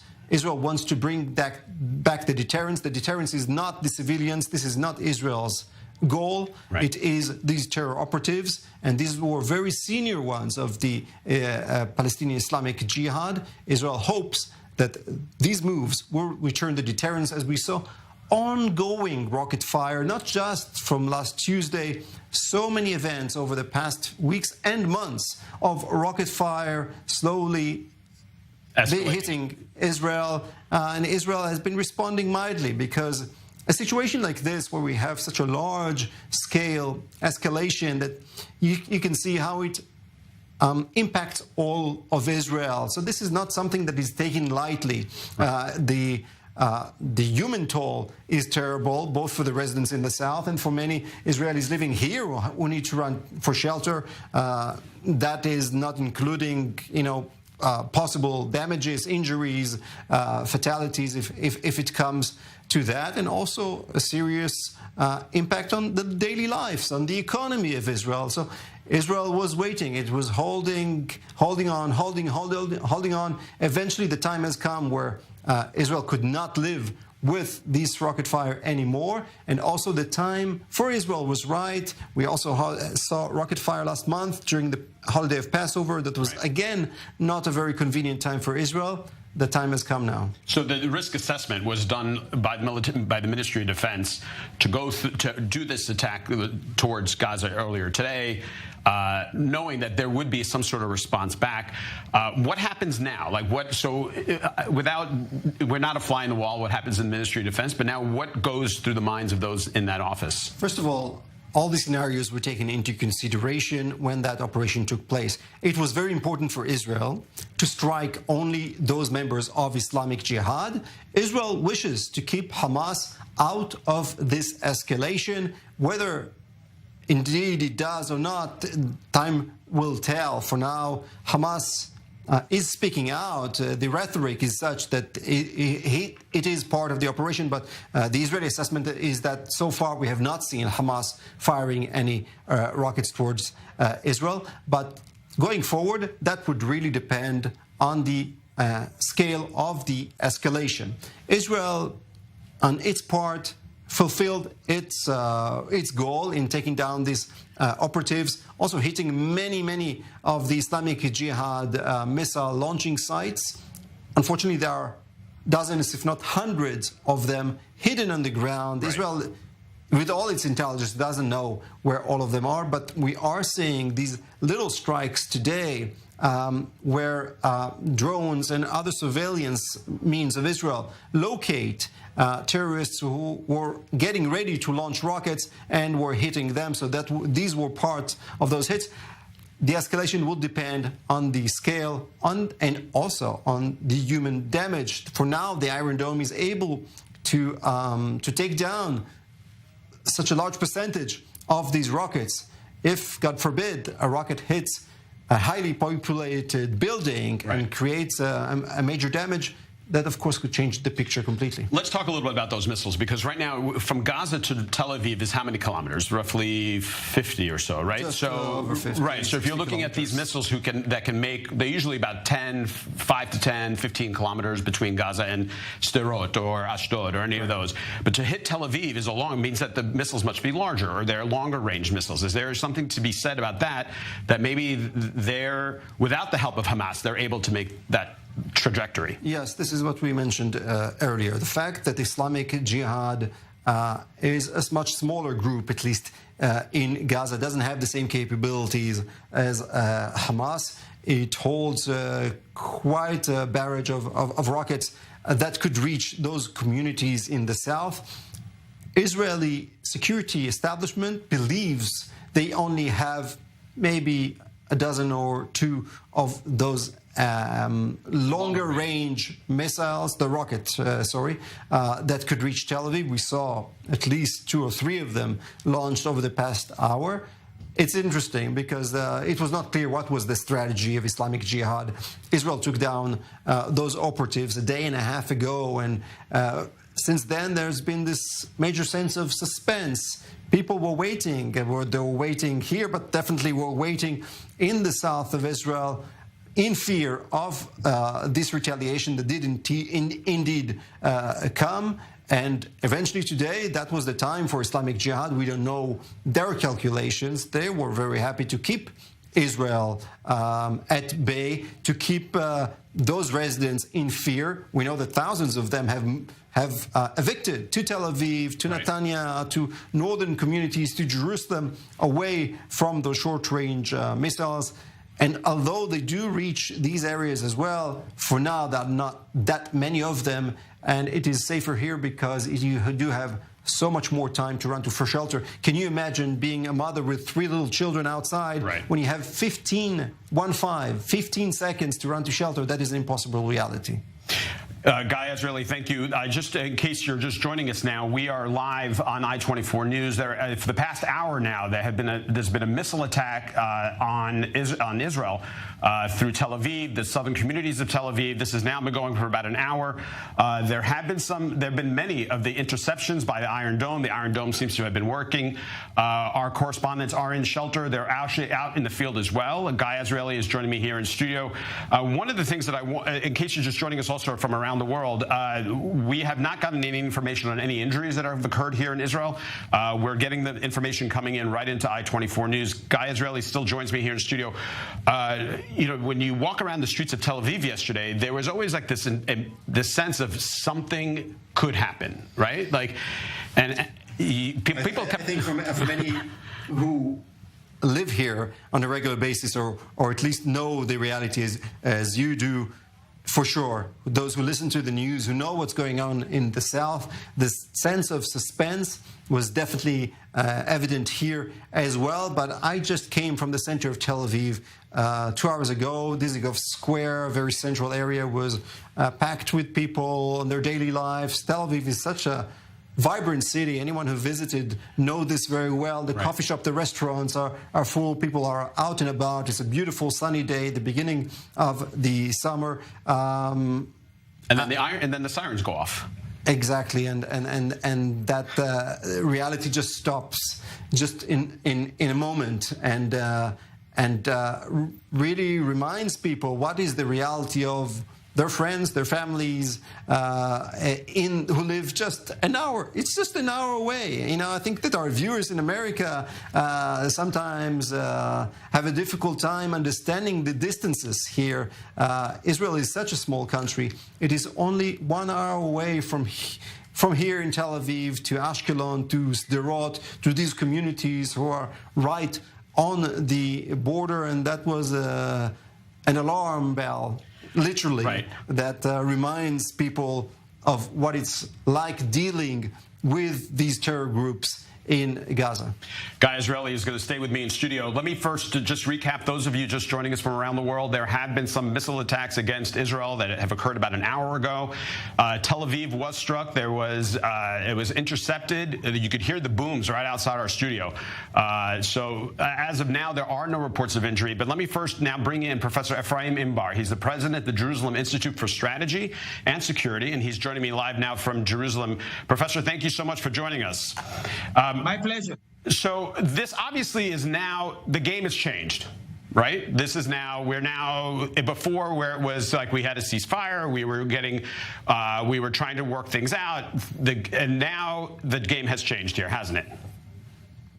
The game has not changed. We are at the beginning of another round, as we had in the past. And I don't think that there is a change in the behavior of the Palestinian Islamic Jihad or in the behavior of Israel. But the idea, though, that the idea of attacking these high-level Hamas and PIJ members, this was done to make sure that it was a preventative idea. It wasn't a retaliatory. Yes, it is preventive, and indeed, it will take time for the terrorist organization to have new leaders as mature and as experienced as those that were taking care of Israel. And the attack on Palestinian Jihad Islamist targets definitely will have some kind of deterrence effect. But now, what would you say to those? There are some senior sources in organizations in Gaza have been saying to the media there, we are only at the beginning. I presume that they might be right, that it's the beginning of a round, and they have plenty of missiles there, and they can shoot and paralyze parts of the country. This is within their ability, and unless there is a major Israeli ground operation, they will continue to have those abilities. What do you think Israel's response ought to be? Is it obviously, I mean, the rockets have come now. It's been an hour and 15 minutes since the first launches. Is it a matter of wait and see, or is it an immediate attack back? Well, I think, first of all, we should make sure that our defenses are well calibrated and are able to intercept the majority or 90% of the missiles as they've done in the past. And second, to prepare for a larger attack, maybe even a ground operation, in order to limit the capabilities of the terrorists in Gaza to terrorize large parts of the country. So, Professor, if you are in the military right now, in the Ministry of Defense, what's the strategy here for you, you think? I think, first of all, we should have clear priorities. Our main priority still is Iran. And we have to make sure that we have enough preparations to deal with an Iranian with the Iranian project. And this is why we have developed over the years the strategy of mowing the grass. Basically, we try once in a while to limit the capabilities of the terrorists in Gaza to harm us and to maintain our focus on our main security challenge, which is Iran. This is not always satisfactory psychologically for some people in Israel, but I think this strategy has to be continued. Right. Professor Ephraim Imbar, the president of the Jerusalem Institute for Strategy and Security, joining us from Jerusalem. Thanks again for joining us. If you're looking at our live pictures now, these are live pictures coming in from Gaza. You'll see there was a plume of smoke in what appears to be Gaza City. But I also now just want to go to Nicole Sedek. She's the I-24 news correspondent. She's in Sderot, Israel right now. Nicole, give us an update. What's happening behind you? Yes, definitely. Still really, it's unknown what's happening as we continue to hear these explosions overhead. Within the past 5 minutes, hearing more. Right now, none, but there is the sense that at any moment we do have to be near our protected safe space. We have been running in and out of this shelter really for the past hour and a half now. And it's not only us, it's all of the Israeli security forces that are here near the Gaza Strip as well. I want to pan over and show you just kind of where we are right now. We're just miles away from the Gaza border. This is as close as they'll let us get. You can see actually some of these Israeli security officers talking to this man who's trying to get into the town of Nahal Oz. It's only residents who are being allowed in there right now, so he's been stopped at this checkpoint for about 10-15 minutes now. They won't let the press in through, so this is really as close as we can get, but we are still getting a very real sense of everything that is happening right here near the Gaza Strip. In fact, behind me here, this is towards Sderot, and that's where we have also seen many sirens going off in the past hour, many explosions overhead, and really just authorities urging everyone to really stay in their safe space, because really within a moment's notice you are going to have to go back in there, and there's no telling exactly how much when it will happen and exactly where we are right now. We have about 5 seconds to get into the shelter, so that is why we are staying so close at all times, really just walking distance, a stone's throw away to inside the shelter for whenever we do have to enter it. So it's really continuing just in a feeling of anxiety here that residents have been feeling all morning, waiting for this exact retaliation to happen. That's what we were hearing from residents in Sderot earlier today. They said they were waiting. They knew this retaliation would happen. They were wondering when. Now that is exactly what we're seeing, with more than reports of more than 100 rockets firing, the Iron Dome intercepting them, and those are the images that we have seen with these clouds of smoke overhead right above our heads right here as we see the rockets fired, and immediately the Iron Dome with a thin line just going and an explosion with that plume of smoke. So we are witnessing it all firsthand here, like I said, just mere miles away from the Gaza Strip. So Nicole, I see a couple of cars going past you. So when does someone know that the all clear has been sounded? Like, when were you able to get out of the shelter? Well, really, right now, we are still under that period from Israel's Home Front Command telling everyone to continue to stay in their shelter. But as I said, in this area where we are right now, we're actually not hearing sirens. We're just seeing the rockets and feeling the explosion itself. And that kind of gives us the heads up to quickly get into the shelter. But as far as the sirens, we're not hearing them. And we are continuing to be under that threat and that alert to stay in your safe space. However, as you do see, cars are continuing to be out on the road.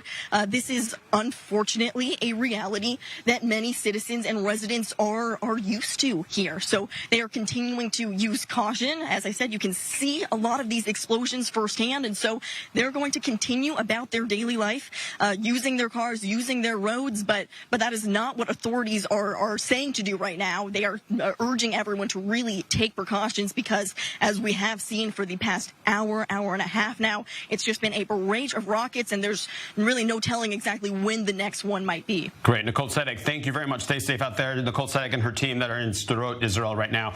I'm joined in the studio with Guy Azrieli. We just got this in from the Islamic Jihad spokesman. Apparently said some words to Al Jazeera. Why don't you go ahead and tell us what... Yeah, so the spokesman of the Islamic Jihad, Dawood Shihab, speaking to Al Jazeera, and he says the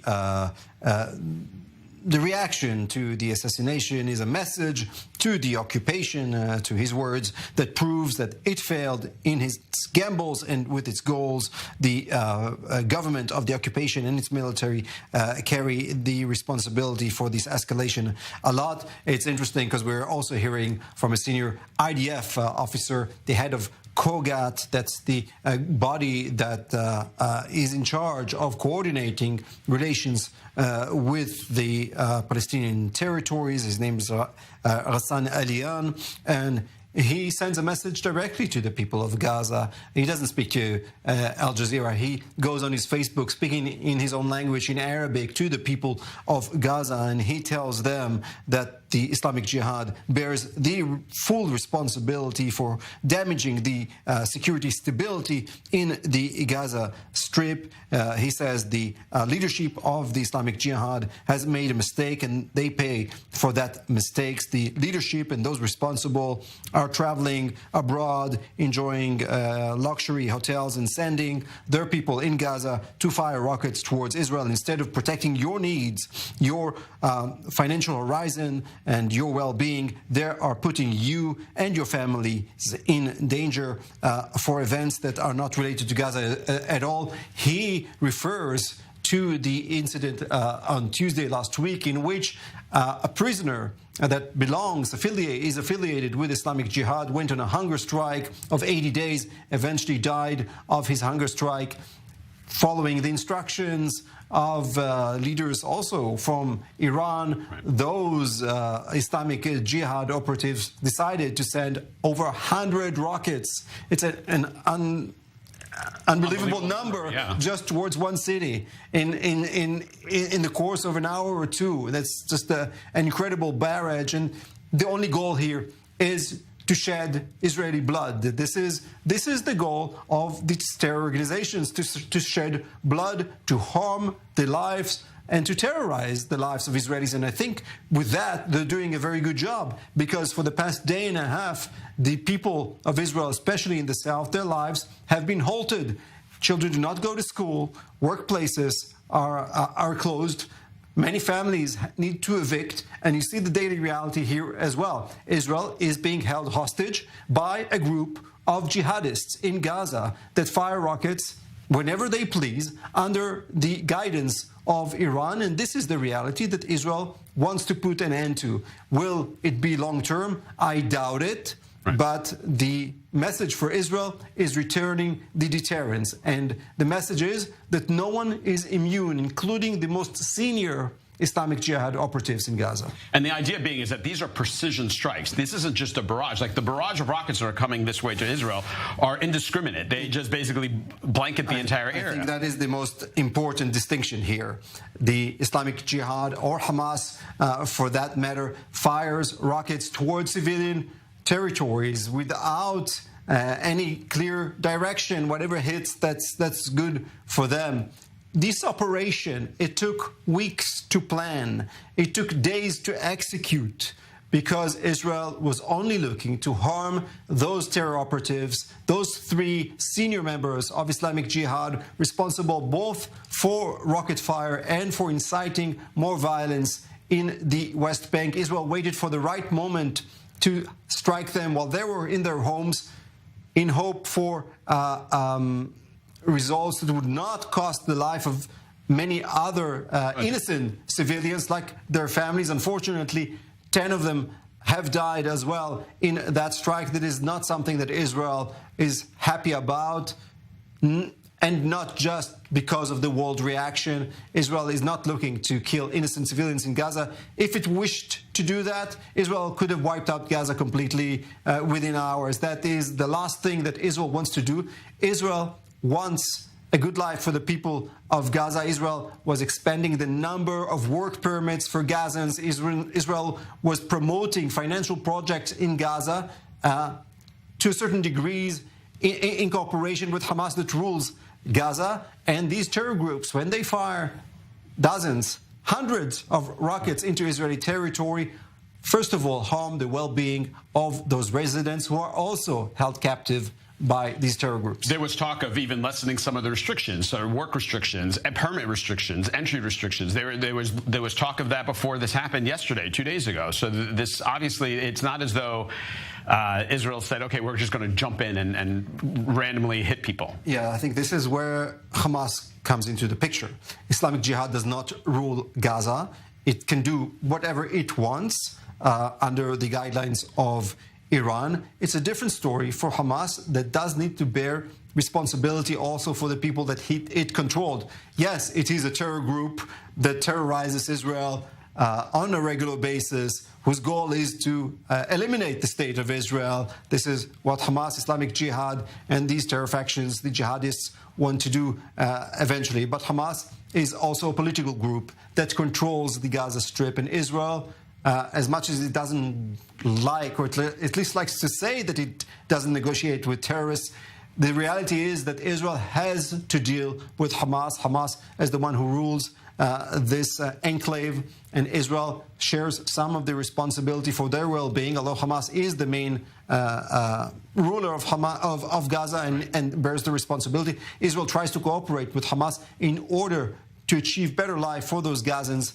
and to remove the incentive to engage in terror. All the more reason why that video message from Kogat to the residents of Gaza was extremely important. And the idea being is that the idea is that the residents of Gaza should take responsibility and do something about it. That is the message that Israel sends to the people of Gaza all the time. Unfortunately, innocent people in Gaza have very little power over such a wealthy terror group that is sponsored in millions by Iran and other groups in this area, while its leaders live luxury life in the Gulf or in Syria, in Beirut, traveling all over, while so many people in Gaza have to live from such a tiny income, living a very poor life, living in an enclave that's closed because of the terror activity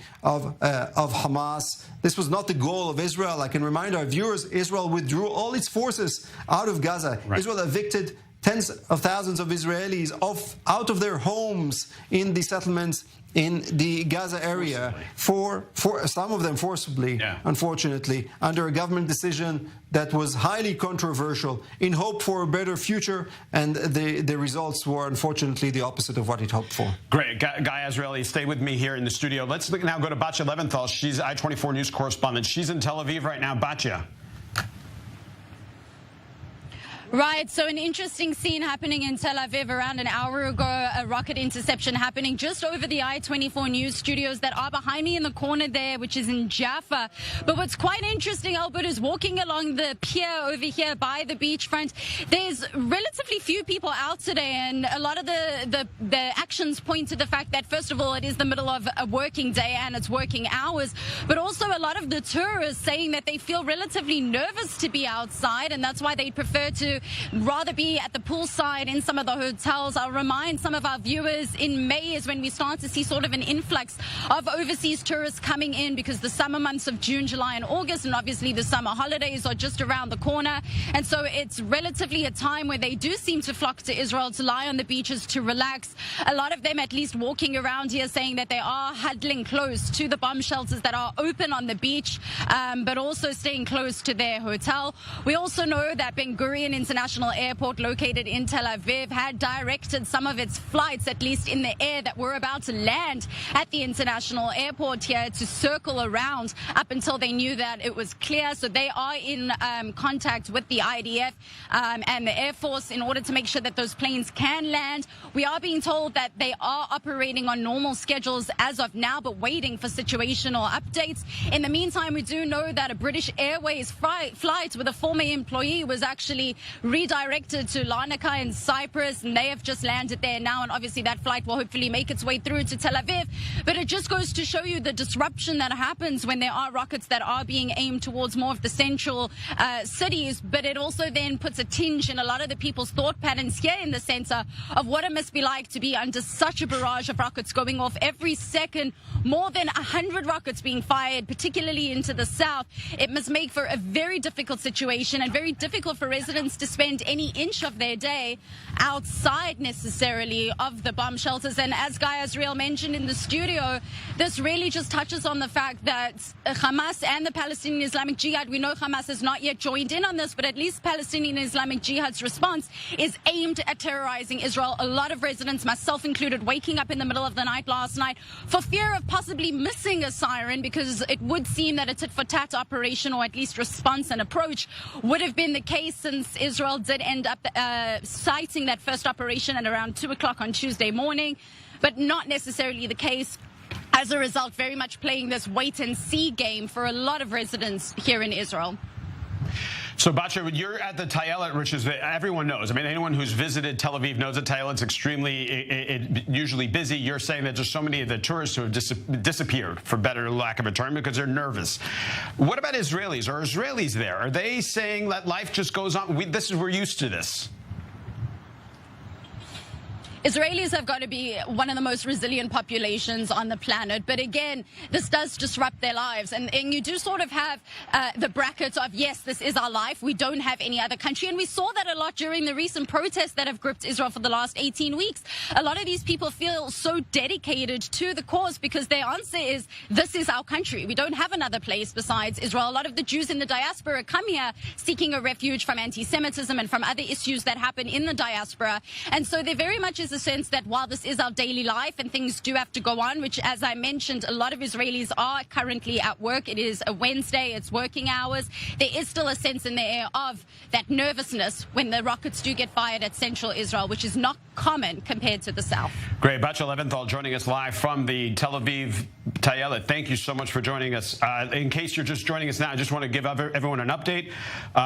You're looking at live pictures of Tel Aviv right now, where about an hour and a half ago, some rockets from Gaza, about 100 rockets were launched from Gaza, some of which were actually aimed right at Tel Aviv. And just outside our studio, just in downtown Tel Aviv, you could hear the booms in the air. You knew something was up. You knew that the missiles were being aimed at Tel Aviv, and that the Iron Dome was intercepting these rocket attacks. These are live pictures coming from. Oh, these are not live. This is from the Alex moment. Okay, sorry. Thank you for updating me on that, Guy. While I have you here, so we're getting a couple of words in from the Prime Minister Benjamin Netanyahu. Yes, not much. He just held a conference call with the heads of municipalities in the south, and he tells them the unfortunate reality that we are preparing for a possibility of expanding this operation. Of course, this all depends on what we will see out of Gaza, the rocket fire, and whether Hamas joins the PIJ or not in firing rockets at Israeli civilians. Is also saying that we could serve Gaza major blows if needed, if more Israelis have to run to shelters, if this impossible reality continues. Now, there's mention here, some reports that some killed belong to the Front of Popular Palestinian Committee. This is an important detail, no? Yes. We were discussing, of course, Hamas and Islamic Jihad. Of course, they are not the only militant factions. They are not the only terror groups in Gaza, unfortunately. Yes, the Popular Resistance, it is another group in Gaza. I doubt that would be a major game changer to the reality, to the reaction. Israel was hitting rocket launchers. These two that were killed over the past hour were viewed by drones, getting ready, preparing to send more rockets towards Israeli civilians, toward Israeli communities. In this case, the IDF was able to track them and to target them before they fired those rockets. And that is the message of deterrence, I think, here, that Israel will no longer sit idly by as rockets are launched, as happened for so many times over the past weeks, over the past months. And particularly at this time, Israel is ready to react, and everyone who goes out on his mission to fire rockets at innocent civilians will know that his life could be in danger. Those drones are so critical to this, aren't they? I think Israel invests hundreds of millions of shekels into surveillance, into intelligence, into security when it comes to the Gaza Strip. Billions of shekels were invested in building a barrier because maybe our viewers can remember just a few years ago, the main fear perhaps was that of tunnels that infiltrate Israel. We have had several instances of terrorists infiltrating through the ground, finding themselves in the middle of civilian population and being able to slaughter Israelis cold-blooded. Another thing that Israel does, of course, invests so much money and resources into is the Iron Dome. This is an Israeli invention that is I think when they just suggested this in the mid-2000s, Hamas started firing rockets into Israel from around year 2000, 2001, very slow and weak rockets, mortars perhaps more at that time. The idea that Israel would be able to stop these rockets mid-air seemed impossible, though many in the defense establishment said this will never work, and anyway, the costs will be too high. Well, Israel does get assistance from the U.S. as well in sponsoring these defensive rockets. And you see this reality every day now. You walk in Tel Aviv and you see the terrorist rocket explodes mid-air by the Iron Dome launches. This is an incredible achievement, but I think it's also part of the problem. Because when rockets are fired on a daily basis sometimes and are being stopped mid-air, very fortunately for Israel, there is no human life damage. Obviously, there's a trauma. There's many people that need to run to shelters. But I think that if it wasn't for the Iron Dome, and of course we're all happy that Israel has that, the Israeli reaction would have been different. I think that if those hundreds of rockets would have hit civilian buildings now, killing hundreds or thousands of Israelis on a daily basis, the Israeli reaction would be very different. It would not be a targeted killing of 3 PIJ members. That is why that, in a sense, is a problem of this ongoing situation going on over 20 years now of rocket fire, that this is a problem that with no end in sight, as long as these terror groups control the Gaza Strip. The situation, of course, has only become worse since Hamas took over the Strip. Now, you mentioned moments ago, we talked about Kogat and the fact that they had a statement to the people in Gaza, the residents of Gaza. We have that clip right now. Let's throw it right now. Let's listen to it. Residents of Gaza, the leadership of the Palestinian Islamic Jihad made a mistake, and they pay for mistakes. The leadership and those in charge are traveling abroad, and from the hotels, they are sending their people to fire rockets at Israel. Instead of protecting your needs and taking care of the economic horizon and improving your situation, they are endangering you and your families because of false events that have nothing to do with Gaza. So, Guy, now this video statement is, as you mentioned, was very important because it pointed towards the people of Gaza, and it seems as though the idea here is for them to try to rise up against that terrorism of being trapped in your own home from the folks that are doing these things. At least explains what Israel does right now, explains who's responsible as far as Israel sees it. And very importantly, this message is being sent in their own language. Rassan Elian is a Druze Israeli, speaks Arabic. That message, it was a video message in Arabic to the people of Gaza. Look what these terror groups are doing to you, not just to the people of Israel, terrorizing Israelis, millions of Israelis, terrorizing millions of Palestinians in Gaza that have to suffer this unbearable reality. You know, we talk a lot about the human suffering here, and it is severe. The situation is a lot more dire in Gaza. It should be mentioned. And the solution to this situation is not terrorizing Israel, because there'll be no end to that. Israel is 100 times stronger than these terror groups. Right. If it wished, it could have done a much greater damage to Gaza. This is not what Israel wants. Israel wants to live peacefully next to the people of Gaza, and as long as these terror groups control the Strip, that's not happening. At the same time, and this is incredible, Israel is promoting projects in Gaza of employment, of industries, of bringing in. I personally met myself Gazans who travel to Israel every day for work, and the money that they make in Israel is worth a fortune in Gaza. The income there is so low, it's just a few dollars, and here in Israel they get paid as any regular Israelis. The former defense minister Benny Gantz expanded the number of work permits for those Gazans who are able to travel every day. This is makes such a big impact on their lives, on their families, and in the entire economy of Gaza when that money flows in, and so many things can happen. But the moment is siphoned away, and the moment some of it, but still that is a relief for those families. And what happens the moment that they fired those rockets? The moment that this escalation started, well, the crossings into Gaza, both the Erez crossing, that is the human crossing where people go in and out of Gaza, that should be mentioned because people think that the enclave is completely locked out. That is not the case. Gazans with work permits are able to travel to Israel to visit and come in the morning and go back to Gaza in the evening once they're done with their work in Israel. There's also the Kerem Shalom crossing, that is the goods.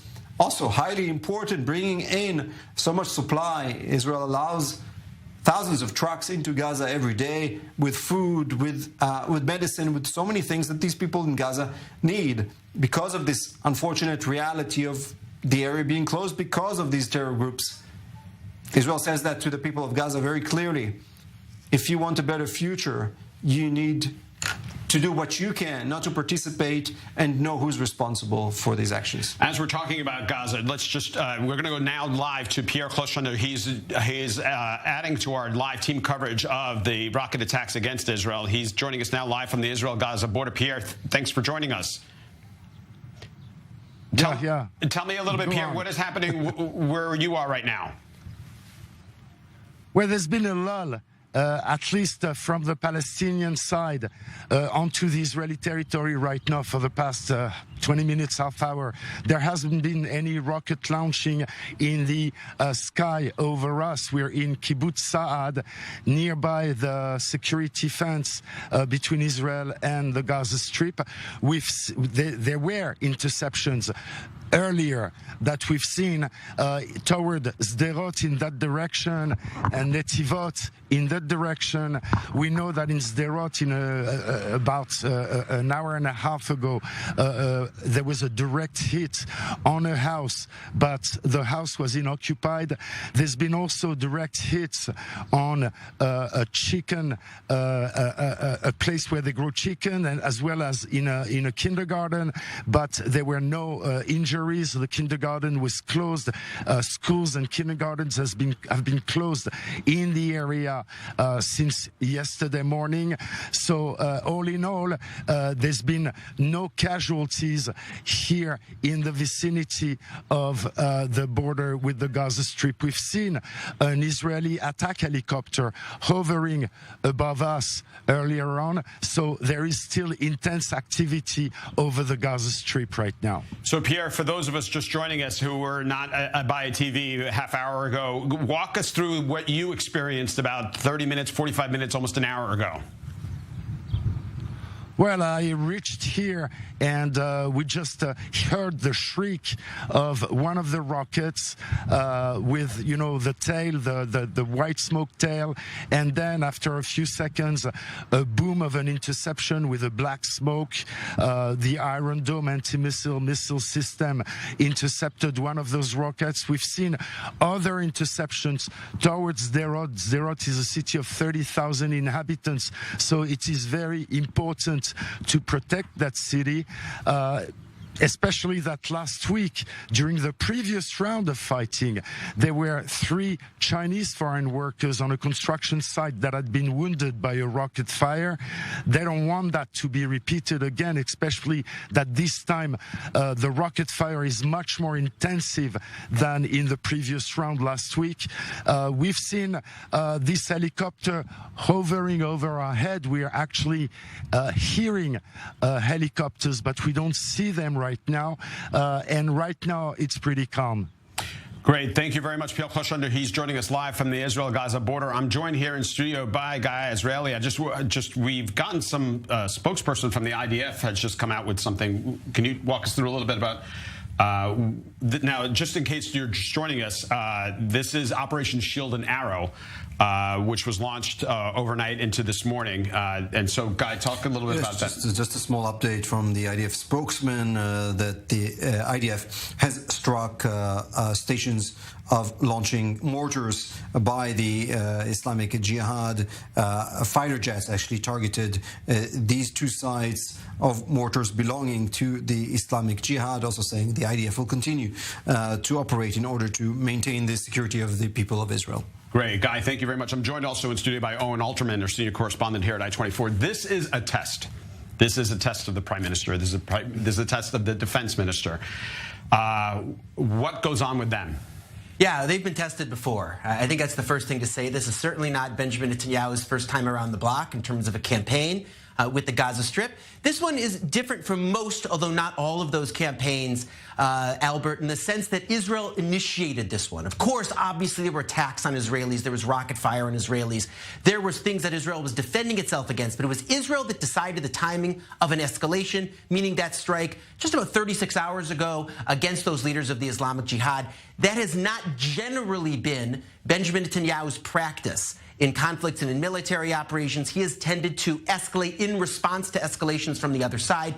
Here, making a different calculus and a strategic decision to control the timing, right? To have the timing be on Israel's terms and not the other side's terms, that entails a certain amount of risk, which Netanyahu, we should say, in the past has not generally been willing to take. So in that sense, it is a bit of a new test, although again, at least in 2012, there was something a bit similar. So again, not the first time for Netanyahu. As for Yoav Gallant, yes, I believe the first time his defense minister he's faced anything like this, but certainly again as a top leader in the military, he's certainly again been around the block of conflicts and military operations and so forth. So these are 2 very experienced figures, obviously having to make very careful decisions. By all accounts, this has been planned for a week, 2 weeks, with plans in the drawer, and they're executing according to the plan, that at least to the sense that they're giving to the public. Great. Owen, stand by 1 second. We're getting live. We're not getting live. We're getting a piece of videotape coming in now from Prime Minister Benjamin Netanyahu. Let's go to that now.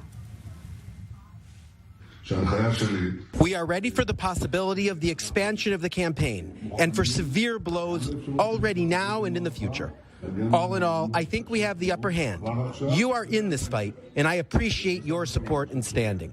Guy Azrieli, expansion of the campaign. First of all, Netanyahu with Owen's voice. The unfortunate reality of having to dub Hebrew here. Fast, latest information out of Gaza left aside so far 19 people killed so far since the start of the operation, 37 wounded. Of course, among those 19, 3 of those senior Islamic Jihad operatives that were assassinated, 10 innocent civilians.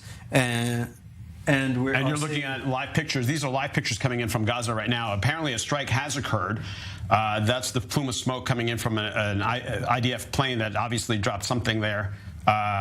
Could be related to the statement that we just heard about targeting these mortar launches As the rocket fire continues, so do the IDF strikes on those launching sites. As we said, there are dozens, if not hundreds of those just for Islamic Jihad. I'm not even talking about Hamas and other factions in Gaza on the way, taking out those rockets, getting ready to launch them. When it has the chance, it does target them. And in this case, 2 Israeli fighter jets hit these operatives, and that was what we're seeing.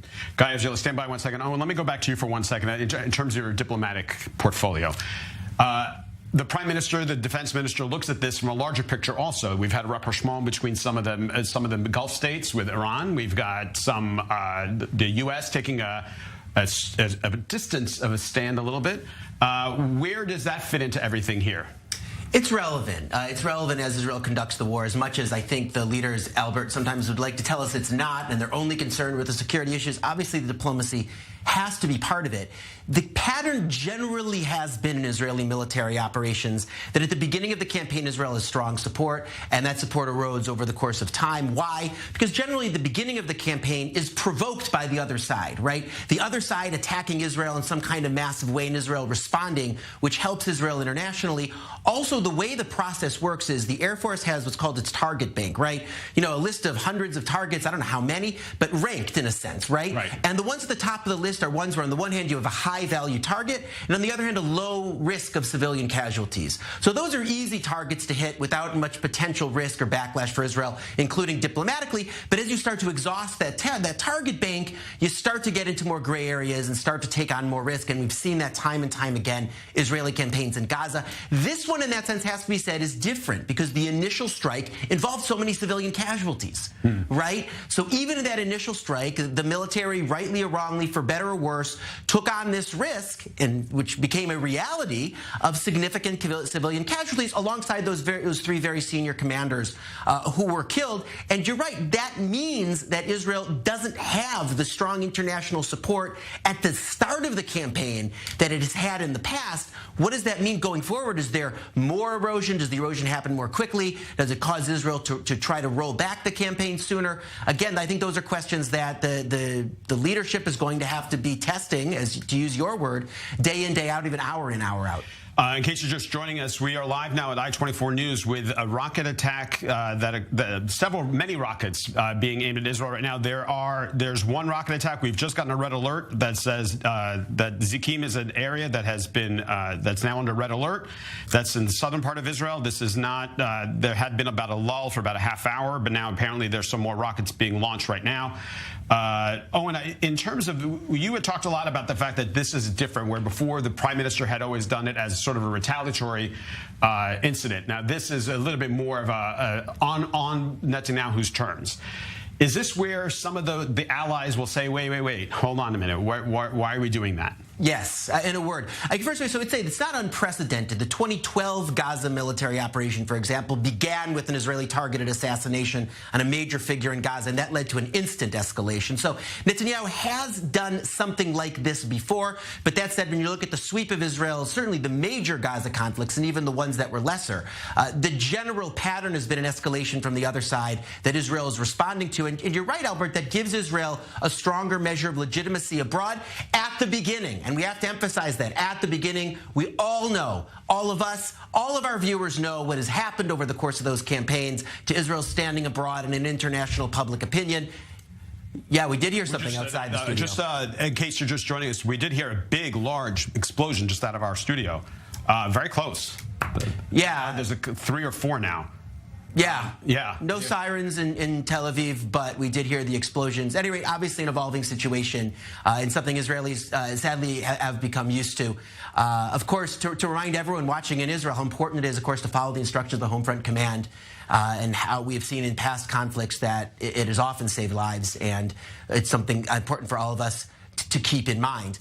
But you're right, Albert, that international standing and opinion is part of this, but of course not all of it. There also is internal politics and giving the Israeli public a sense of confidence in the security. And there is the strategic calculation, right? Trying to take control of the timing, trying to do this in Israel's own terms so that it's not during the month of Ramadan on one hand, so that it's not after the Jerusalem Day march next week, which has tended to lead to escalations, most famously in 2021, 2 years ago, that this is a time when Israel is doing it its terms and not on the other side's terms. To what extent will that actually give Israel an advantage and actually get Israel and Prime Minister Netanyahu a better result? Of course, that's the big question.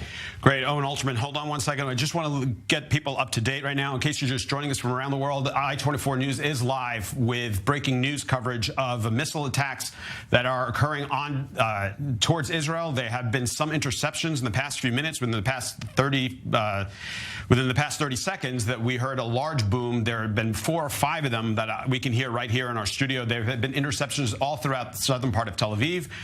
We are in Yaffo, which is just on the southern part of Tel Aviv. We can hear it from here, so we know that interceptions are underway. We are going to continue with our live coverage as this continues. Owen, let me go back to you for 1 second. Now, this would then presume that we know, the Israeli government knows that this is about to happen. They are now intercepting as best as they can. The Iron Dome is knocking out almost all of these missiles. But now comes the now what? Now, what happens from here? What happens from here is Israel tries to get to a point where the security situation is better at the end of the campaign for Israelis, and Israelis feel safer at the end of the campaign than they did before it. That's always the standard when you're measuring Gaza campaigns, Albert. It's a difficult standard to apply, a very difficult standard to evaluate, right? Especially since it often has to be evaluated looking backward rather than forward. But that ultimately is the standard by which it will be judged. The phrase that's often used in Hebrew is tmunata nitzachon. The best translation I can make into English is the picture of victory, right? Which is a kind of emotional sense that what you are seeing before you is something that means that you have come out on top in the campaign. It's very, very hard to pin down. And I think what you're getting at in your question, I think rightly, is how much that shows about how little strategic imagination there is here on Israel's part. But the reality is no one has come up with a better alternative. We could talk about this later in the broadcast. I think actually the biggest crisis is the crisis of strategy for Hamas and its complete strategic failure. Great. Let's hold on 1 second, Ultraman. Let me go now to Pia Stachelbach. She's joining us live in Ashdod. Pia, what's happening right behind you now? Well, Arbet, exactly. We're here in Ashdod. We're less than 40 kilometers, less than 25 miles away from the Gaza Strip. Here, we had at least 6 rockets. 6 times people had to run to the shelter within the last hours. Now, people here are quite used to that regular rounds of escalations, but still, you see that the roads are relatively empty. We're here in a shopping mall, and as you can see, there are a few cars parked here. Most of them also belong to the workers here, but there are really not a lot of people outside here. Now, there are a few public shelters here also in the area of the shopping mall. Also, we are being told that many of these shops have a safe room within. Also, as I said, because Ashdod is a city that is regularly targeted whenever there is an escalation with Gaza, chances are high that also Ashdod is affected. So people here are relatively used to these rounds of escalations. But of course, the situation is very volatile. As you can see, it is relatively calm right now. But we saw that an interception also happened quite close to the hospital here in Ashdod. So people, of course, are quite worried about what is there to come, what is there to expect. They have been, Albert, under special instructions for the past more than 24 hours since yesterday morning. Special instructions were in place for people who live in the area of about 25 miles away from the Gaza enclave, which means that public gatherings were restricted. Not more than 10 people were allowed to gather outside, not more than 100 inside. Schools were closed, were suspended today throughout the day as well. Now, some train services were suspended as well in the area, and also some roads were blocked. Now, these special instructions from the Home Front Command are in place until 6 p.m. in the evening. But given the situation, Albert, it seems very likely that they will be extended, maybe also to further areas. People here were advised to stay very close to shelters. Not everyone, also in a city like Ashdod, has a public shelter room in their houses. There are lots of public shelters. People are advised, and have been advised to do so, to stay as close as possible next to shelters since yesterday morning, basically. So people are also, after a very tense and very tiring period of time, as they were expecting that reaction from Gaza to come Now the escalation has begun. We've seen that rocket fire also up further north to up to Tel Aviv. Now people here are expecting that this round is not over yet. Of course, they are remaining as close to their public shelters as possible, or as close to their homes as possible. People are rushing also to get their children from wherever they are. School service has been suspended throughout the day, but there's this feeling of people have to prepare for whatever there is to come. Of course, there are many questions, Albert, that need to be asked now. Is that rocket fire only coming from the Palestinian Islamic Jihad? Will Hamas join? Those are questions which we don't have the answer for right now, but I guess the facts will speak in the coming hours. So, Pia, I'm looking behind you. Some people have left their secure spaces, are walking around in the streets. Does that mean that they've gotten the all clear, or are they just doing it on their own risk? They're doing this basically at their own risk, as the Home Front Command's instructions still say that people should remain as close to shelters as possible. But you're also here in an area that has some public shelters. So here in Ashdod, you have about 45 seconds to run to a public shelter when you hear the alert. So people here in this area, they are within that time frame of being able to run to a shelter in the case of. So, but as I also said, Albert, here in Ashdod, people are used to that rounds of escalations. People are used to these scenarios. So many people feel comfortable enough to leave also. But also, shops were not closed throughout the day. So we also have a lot of workers here who take their break, who are outside, who do not stay in their shops all the time, because they also have a lot fewer customers than normal, because, of course, people were advised to stay home if possible. So also business as usual, you cannot really say, because as you see, this shopping mall is quite empty and has been quite empty. But yes, there are people who feel comfortable enough to also wander outside, although this is not recommended, especially as we can expect a new alert basically any second. Great. Pia Shechabak, she's joining us live now from Ashdod with our live team coverage. I just want to give a recap as we hit the top of the hour. There have been about 100 missiles aimed at Israel in the past couple of hours now. Within the past 5-10 minutes, there were about 4 or 5 interceptions right over Tel Aviv. The rocket siren alerts have occurred in Tel Aviv. We all got it on our mobile phones. We hear the sirens outside in the Tel Aviv area. So this continues. You're looking at live pictures now. This is Gaza. This is now another IDF strike at a Gaza point. You'll see a plume of smoke. As the camera pulls back, you'll see that there in Gaza City. This is been going on now for about 2 hours. I'm joining not only live in studio with Owen Alterman, but also with Rafael Yerushalmi. He's a former senior intelligence officer of the IDF and also security analyst. Thank you so much for joining us. This is quite the escalation that was expected. Yes and no, because we were expecting them to fire at some point, yes, but not to fire that intensely and at such a long range. Usually in the former rounds that we've had with the Gazan terrorists, they graduate their shots. They start by the south of Israel, then there's like a reprisals from the IDF that's also dosed and graduated, and then they shoot more inland. And it takes usually a few good hours, sometimes more than a day, before they decide to shoot towards Tel Aviv, which is usually a message saying we're ready for the big fight. So usually it takes longer. This was like between 1:30 and 2:30 in 1 hour. They did what they usually do in 1 day, and they immediately sent the message, we're ready for the big fight, meaning for bigger reprisal. Say, bring it on. You want to come after us, bring it on. That's right. So there are 2 possibilities here. Why did they do that? The first is that they were frustrated by the fact that they were trying, as we know since yesterday, to do a different kind of hit with anti-tank missiles, maybe to shoot at an IDF patrol or some bus with workers, or any hit that would have had real casualties, to maybe have a new formula. Not the missiles, and they failed. Yesterday they tried. The anti-tank missile people who were trying to shoot got eliminated by the IDF. So there is this frustration that might justify or explain this intensity of firing of the missiles today. Another explanation is that they're in a panic. They know that they will be able to operate for so long, so they probably want to start very strongly, because they want to fire what they can while they can, and use these long-range missiles while they can, knowing that sooner or later, right now, as we are speaking, I think we can hear that there's a bit of it's a little quieter, right, because, of course, the IDF is in full swing over them with the drones, with the artillery, with the planes, and they're now not going to be so easy for them now to shoot missiles not only to the north of Israel or the center, but even mortars, because they've just been hit. A few positions have just been hit by the IDF of mortar shootings. We don't know on our sides of casualties on the Palestinian side, but the Palestinian Ministry of Health has announced that they have received at least a few wounded people and maybe 2 or 3 corpses.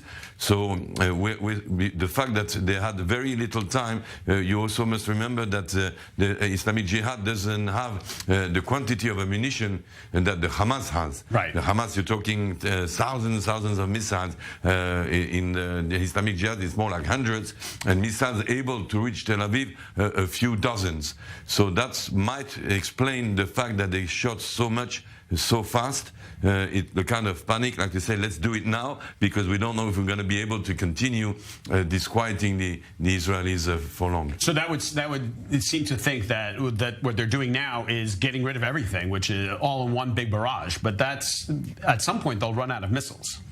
At some point, but the estimate is between 3,000 and 5,000 projectiles, I would call it, meaning like real missiles, I said a few dozen towards Tel Aviv. For the south of Israel, it's much more. And then you have all the mortar or the little projectiles, but these projectiles can be more lethal because they are much more difficult to intercept. They're very short range, it's a few seconds. The Iron Dome is not able to intercept such small projectiles. They might be actually more dangerous, even though we saw that we had at least 2 hits, meaning the Iron Dome didn't stop everything today. There was 1 hit on a house in Sderot and 1 hit on the roof of a kindergarten. Fortunately, the inhabitants obeying the instructions were not there. But you see how dangerous the situation is. They are frustrated more and more that they didn't manage to kill anybody, and especially soldiers, but now they would like to kill absolutely anybody. A child would do the trick for them, and this is very dangerous for us. We have to be, the civilians have to be, of course, very alert, and the IDF has to pound and strike hard all the time to create like a pressure that makes it difficult for the terrorists to operate and to regroup, because now what disquiet means they're actually regrouping to redeploy somewhere else. They've been spotted, they have to find other places to shoot from. So you're saying that basically what the IDF does right now is continue the constant pressure on them, a constant barrage of attacks on them. As we saw a few moments ago, there was a plume of smoke in Gaza City. So they are attacking where they see these rockets coming from. And where they see is a very important word, because you have to see them. And if you consider shooting a mortar, you're speaking of 2 guys on a motorbike, right? They can arrive with their equipment, they go into an orchard, they hide between the trees, and they're very difficult to spot. Sometimes they make it even more difficult. They will go in a school or a hospital, and then the IDF cannot shoot, of course. That's an important fact. That's an important fact, that human shields is an important fact. That's their main weapon. I mean, you look at the chief of the Hamas in Gaza, Mr. Sinwar. He walks around always with 2 children at his side. So would we want to target him? Okay, we will, but we had no choice the night before when we limited the 3 arch terrorists. They were with women and children around them. That's their tactic. So at that point we have a moral dilemma, and we have a calculation: how many of our women and children lives are we going to save in exchange for this collateral damage? But it is a real technique. Mr. Sinwar walks around everywhere he goes with children around him. So, Raphael, one thing that was brought out earlier, Owen brought it out earlier, was that the Prime Minister and the Defense Minister did this. They do the calculation in advance. They see what the potential repercussions are, but that they went in advance as opposed to responding. They went first. That's a different tactic. That's excellent. It was done last year as well by the preceding government. At first, people were... Yeah, people were a bit frustrated at first, like why isn't the IDF answering strongly? And right. So it was very well played. Very well played. What was also well played is not to convene the security cabinet, because right now we have a lot of ministers that are very outspoken that could have been a security risk. So it was kept very secret. It was very professional.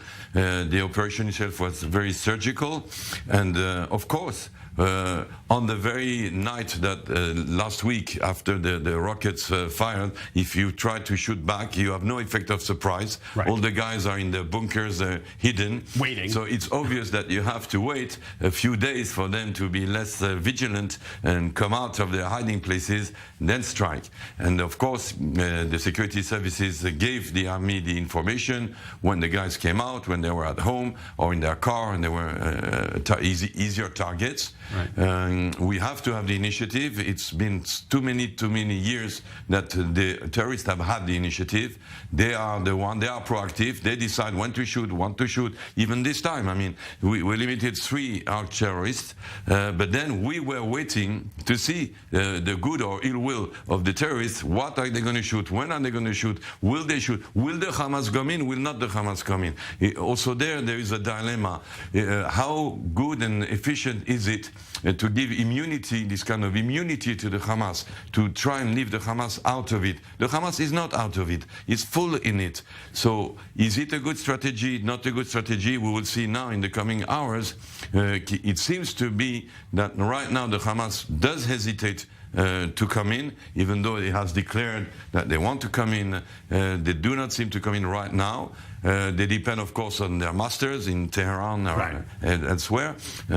But I'm not so sure, it's some thought, as I would say, that this kind of immunity given to the Hamas is good. Maybe last night we should also have stricken people from the Hamas leadership. Interesting that you bring that up. Let's get back to that just in a moment. Let me, Raphael Jerusalemi, thank you so much. 1 second, hold on here. Let me go to Batya Leventhal. She's in Tel Aviv right now on the Tayel. Batya, just about a half hour ago, a little less than that, we heard the explosions out here in front of the I-24 studios in Yafo. You heard it too. Tell us where you were and what happened. Absolutely, Albert. Well, for some of our viewers that don't know the Tayelet, meaning the Tel Aviv boardwalk or promenade, which we're currently on, we heard what sounded like interceptions above us, but from some of the alerts that were coming through, realized that was perhaps further south in Bat Yam. But from what residents have been telling us here, and I'm going to ask our cameraman just to swivel so you can see, this is pretty unreal for Tel Aviv at this time. The beach is practically empty. Some residents telling us that it could be on the account of the wind. It is incredibly windy today. We do see some parasails in the water, but a lot of people, mostly tourists that are here before the summer holidays in June, July and August, telling us that they would prefer to stay near the hotels. And you'll see just on the other side of me, we're standing right next to the Kempinski Hotel, and people are rather lounging there by the pools. Some people that did come downstairs saying that they prefer to stay at the hotel because at least there's a bomb shelter there and they know what to do. When speaking to some of the tourists here on the promenade, we did speak to one lady earlier, originally from Holland, who said that the last time she was here was almost 40, well, just more than 40 years ago during the Yom Kippur War, and saying that that terrorized her so much to the point that she didn't actually want to come back.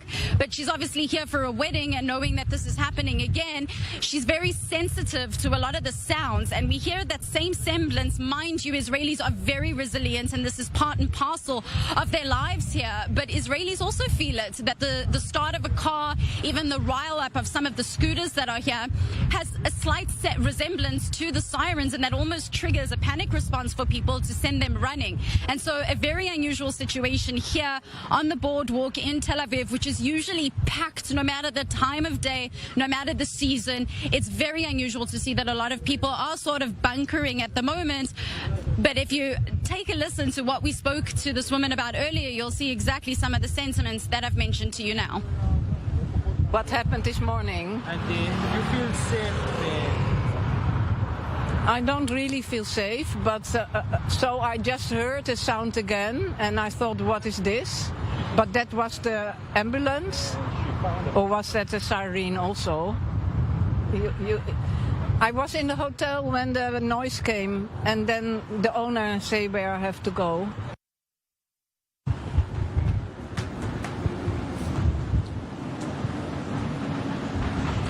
So that is, Evelyn, that is that tourist from Holland, the last time being here more than 40 years ago during the Yom Kippur War. We're getting similar sentiments from a lot of the tourists that we've been seeing walking in, obviously closer to the hotels than they are to the beach. But I will remind our viewers that at a lot of these beach bars and cafes, there are public shelters. And we did see videos earlier surfacing of when that rocket actually came over Tel Aviv area with the interceptions there at around 2:30 p.m. local time. You did see many people running, not necessarily off the beach, but to the shelters, the public shelters that are open all across the central areas, including in Tel Aviv, that were on the beach. So there is a protocol, there are rules in place for when this happens, but it doesn't detach or take away from the fact that a lot of people here are still what would be considered a sort of tense calm given the situation that's unfolding at the moment in Gaza. Great. Batya Leventhal joining us live from the Boardwalk in Tel Aviv. Thank you so much for joining us. We'll come back to you in just a few moments. Let me go back into the studio for 1 second. Owen Alterman stays with me here to join us. Raphael mentioned something before about the government making sure that it was done secretly, that there wasn't a lot of discussion about this operation. And I would imagine that the Prime Minister wanted to do that to prevent for lack of a better term, rabble-rousers in his government, saying that they needed to do more, Talk to us a little bit about that. Yeah, of course. The Security Cabinet, for example, was not convened before the initial strike. And that, of course, had to go through legal review. So Israel's Attorney General had to sign off on that. She, or at least her predecessor, had signed off on similar things in the past, the rationale being that she had been convinced, the standard being legally, that wouldn't be an act that would lead to, quote, war. Again, it's the word war itself in Israel has a kind of legal meaning that is itself a high bar. But at any rate, the Security Cabinet wasn't convened, and reportedly, Albert, in order not to have too many people understanding and knowing about this, obviously, as the campaign continues, the Security Cabinet has been convened, and ministers will have to be brought in. As always in these situations, and every democracy confronts this, including, of course, the United States, what is the balance on one hand between secrecy and putting the hands of decision in the hands of the leader who must make it, and on the other hand, allowing a multiplicity of voices to be able to be heard. In the case of the United States, different branches of government. Obviously, this has been a constitutional issue over the course of time. That's always a balance that democracies have to strike. That's how it was struck in this case. Be that all as it may, we have not seen opposition to this in Israel, right? Is that unusual?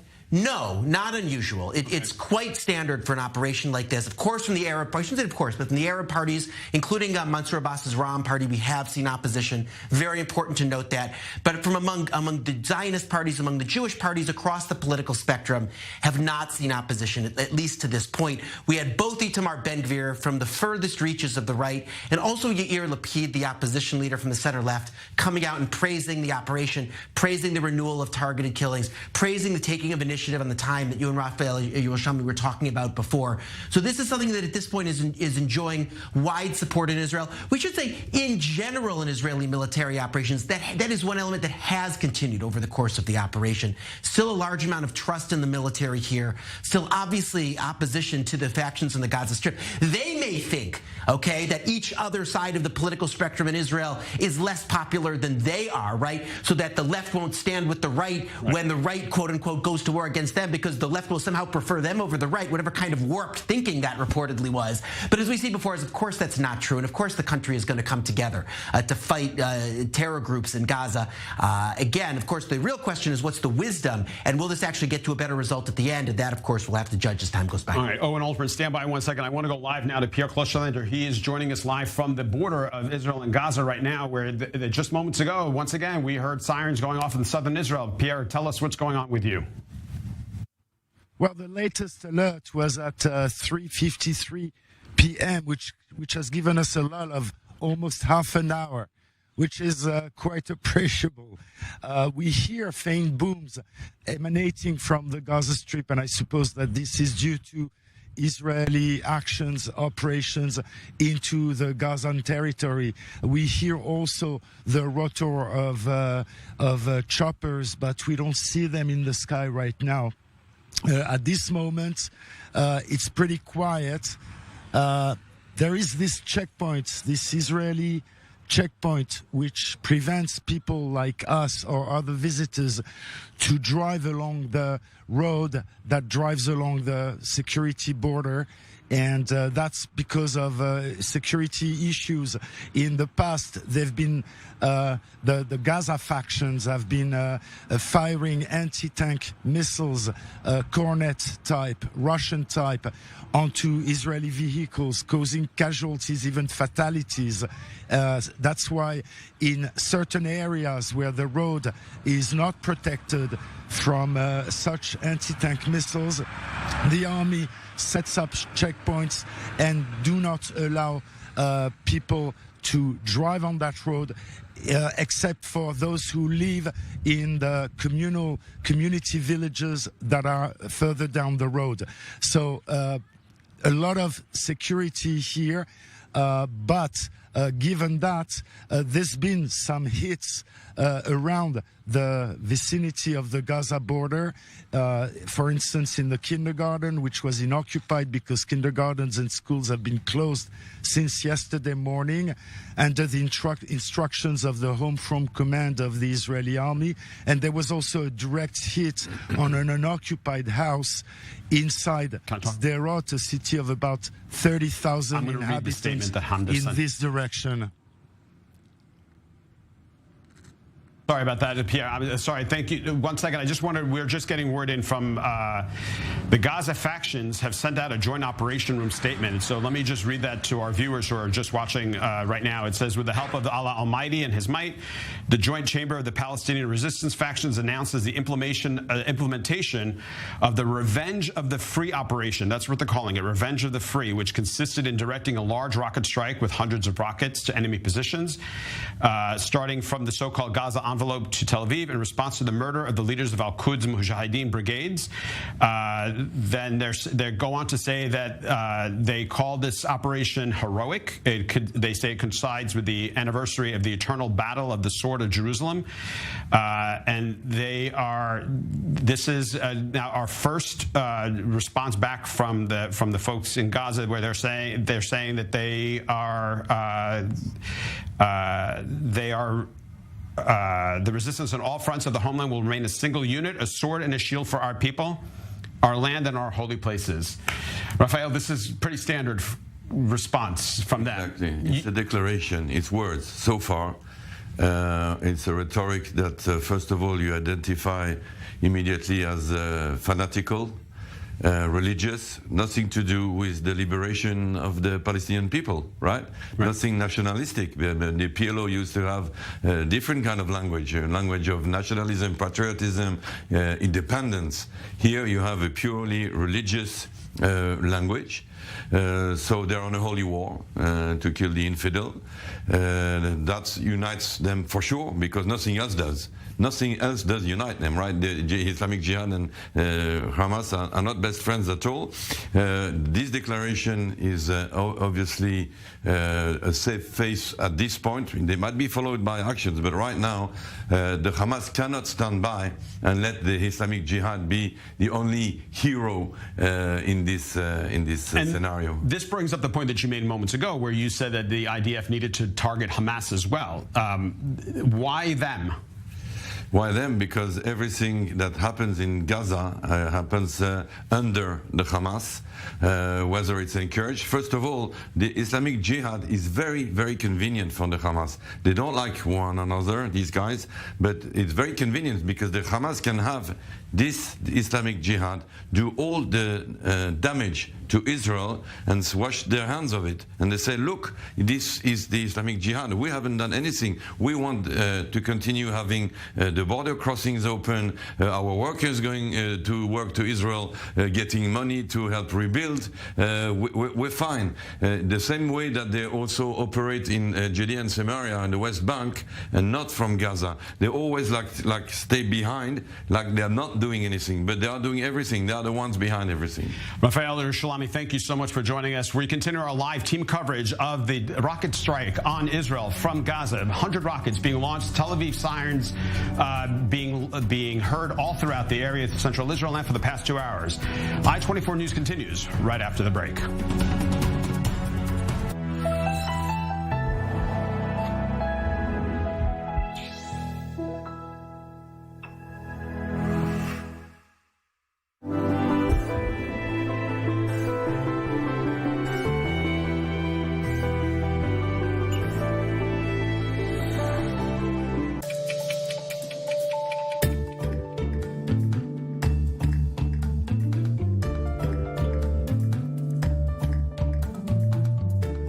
can't believe what it's like. It's unbelievable.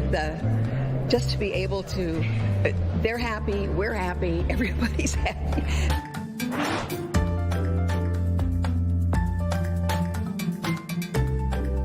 My project is about an endless loop of life, that it's very fragile and we have to be responsible for our nature.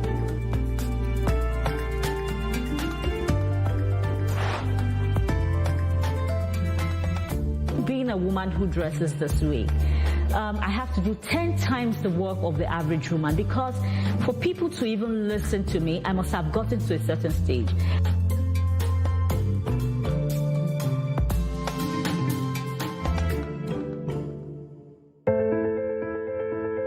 The I-24 News team of talented correspondents are working hard for you. They're in the markets, on the streets, in the battlefields, getting the pulse of the story. Tune in for Beyond the Headlines to see how the top stories of the week are affecting real people. No commentary, no debate, just the best stories presented by our best journalists.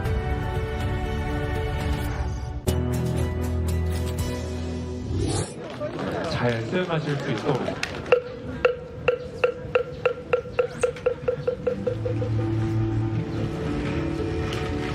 그동안은 정말 그냥 아이로서만 살아왔다면 그동안은 이제 스님이 된다는 건 절의 어른이 되는 거거든요. 그래서 그런 책임감을 갖는 그런 기회가 될 것 같습니다. 그리고 Discover I-24 News Radio. Now you can listen to I-24 News anywhere, anytime, for free. I-24 News Radio is the audio live stream of the television network with world headlines every 30 minutes starting from 7 a.m. Tune in for top news, magazines editions while in the car, in your office. Join us from your smartphone, tablet, or desktop to stay connected in the Middle East and around the world. Don't wait any longer. Head to our website or mobile application and click on I-24 News Radio to subscribe.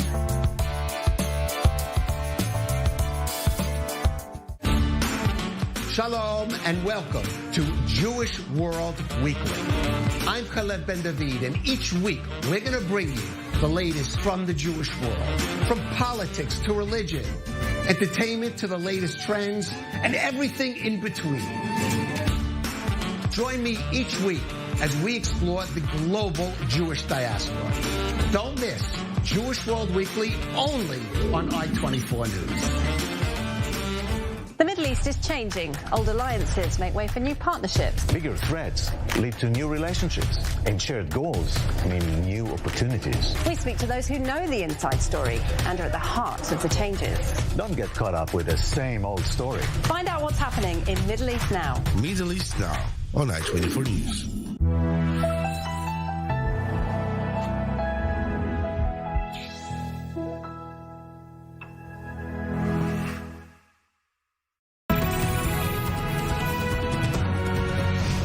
Hello, everyone. I'm Albert Lewitton in the I-24 newsroom in Tel Aviv. We continue our live team coverage of the breaking news that occurred about 2 hours ago when over 100 missiles were launched at Israel, at Tel Aviv, from Gaza, all throughout the afternoon. Now, we are now 2.5 hours into this. You're looking at live pictures of Tel Aviv at about 2 o'clock local time. The sirens went off. There were loud explosions in the air. For those of us joining us around the world and from the United States and Europe, we could tell you that as of now, there have been no casualties in Tel Aviv proper itself. There have been some damage to areas at Sderot. We heard of a kindergarten school that had been struck, but that most of the kids are not at school today because they had been told in advance not to go to school. Now, the loud explosions terrified many of the people who ran for cover. That, as you may know, we have about 15 seconds once we hear the alarms to go into cover and to be in a sheltered space. Right out here at front of the I-24 newsroom, we heard very loud explosions, at least 4 of them. That occurred about 34 minutes ago now, looking at the clock, and it appears that there have been over 100 projectiles headed towards Israel. This comes as Israel also now strikes into Gaza City and hitting attack and hitting some of the Palestinian Islamic Jihad strongholds in Gaza City. I'm joined live in studio with Owen Alterman. The Islamic Jihad, as well as some of the other factions, put out a statement today saying that they were doing this in the name of Allah, and that this is an attack that was done for the freedom of the people.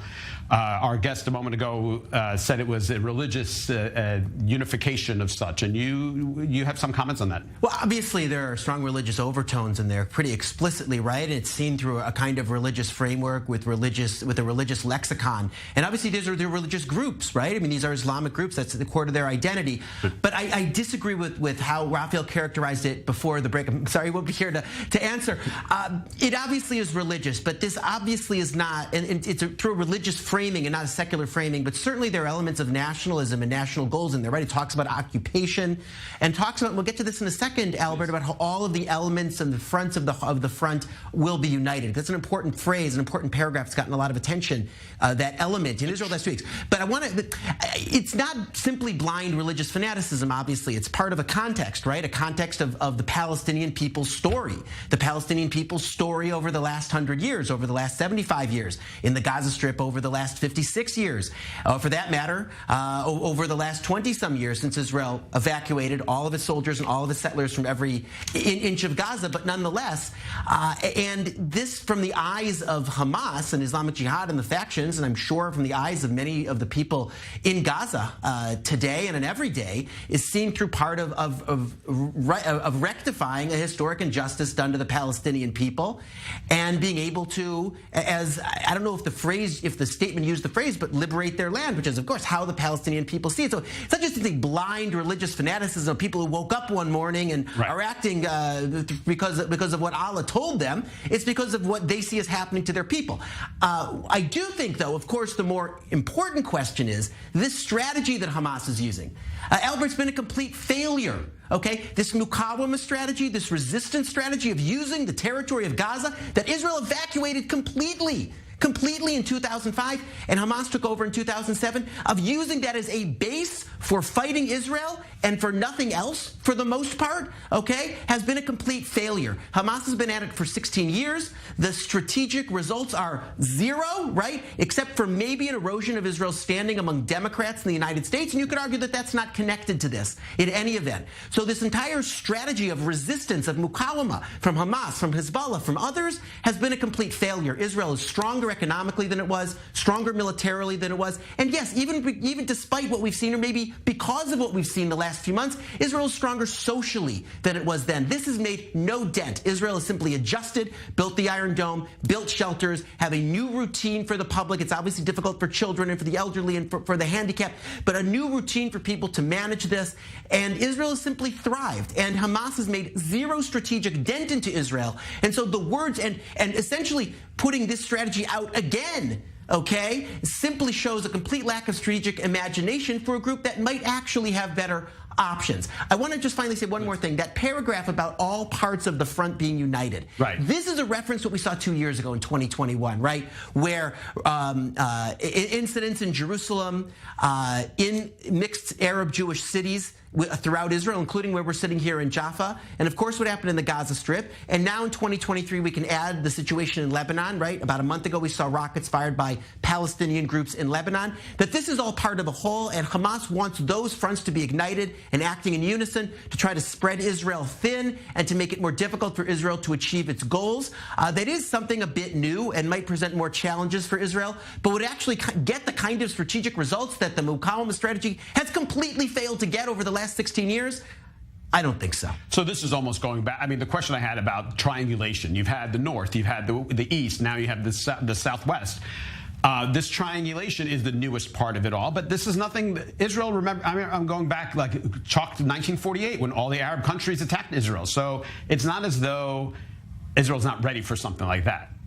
Yeah, I mean, listen, you know, some Palestinian strategies over time have been, say, more successful than others. It seems to me that this particular one is one of the less successful. And again, Israel has done overall a good job of adjusting. That said, Israel certainly hasn't been able to win, right? The strategy that Israel's used has been in a way that's in some ways dehumanizing, but still a reasonable metaphor, although problematic, mowing the lawn, right? The idea of a chore that has to be done time and time again because the lawn is going to continue to grow, and the best that can be achieved is cutting the grass. So applying the metaphor to the situation in Gaza, right? These terrorist groups are not going away. Israel's not going to be able to get rid of them. What Israel can achieve is mowing the lawn, right?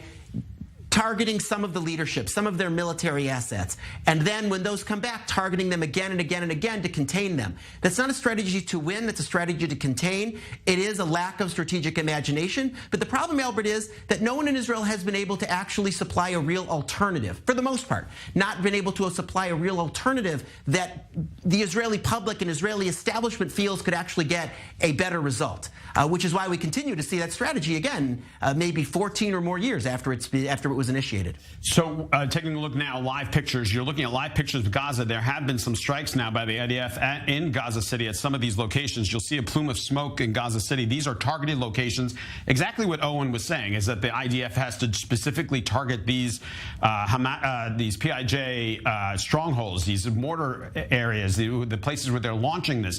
As part of Operation Shield and Arrow, this is the idea. The idea is you target the top leaders in precision strikes, and then from here, I mean, I'm looking now at live pictures. We're looking at live pictures of Gaza. This is exactly what the IDF needs to do to get it done, from what your perspective is.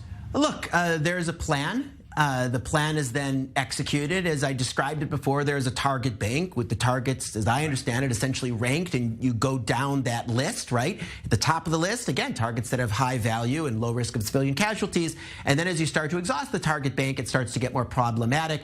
Obviously, the spokesperson's unit and the IDF coming out and telling us exactly what has been hit in each time. In some cases, of course, these are rocket launchers being rolled out and about ready to launch, right? And so are being hit. In other cases, these are other military assets of Hamas, or of course human beings, as we saw at the outset of this campaign, that are not connected necessarily to something that's happening in the here and now, but to the general campaign that Hamas and other groups, we should say, because of course Islamic Jihad, that's been at the front here, are using to target Israel and to target Israel civilians. So while you're talking now, we're just getting some word into the I-24 newsroom. We're getting a red alert on our phones. Basically, there is a red alert on Yad Mordechai, which is near Sderot. We're getting Netiv HaAsara, which is also getting attacked right now through rocket attacks. They're moving. They're telling people to seek shelter right now. This is now, we're talking 2 minutes, as you probably know. They have about 15 seconds to race into their shelters. We're now, we hear that there are, once again, they're coming. I'm looking through. We can hear the sirens in that area as well. We're going to go live now to Batya Leventhal, who's in Tel Aviv right now. Batya, are you there? Yes, Albert, I'm with you. It's relatively quiet still in Tel Aviv. A lot of tourists that did hit the beach in the early hours, or at least the morning, before the sirens started going off in the south, but also that one that came through to Tel Aviv and that interception above our channels in Jaffa, have more switched over now and moved into some of the hotels. A lot of them also hovering by the cafes and bars on the beach that do have public shelters that are just right next to them. What we noticed in the last couple of hours, which has been quite interesting, is that the lifeguards on the beach are updating people on where the rocket alerts are going off in the south, but also updating, and were updating earlier today when those rocket alerts went off in Tel Aviv.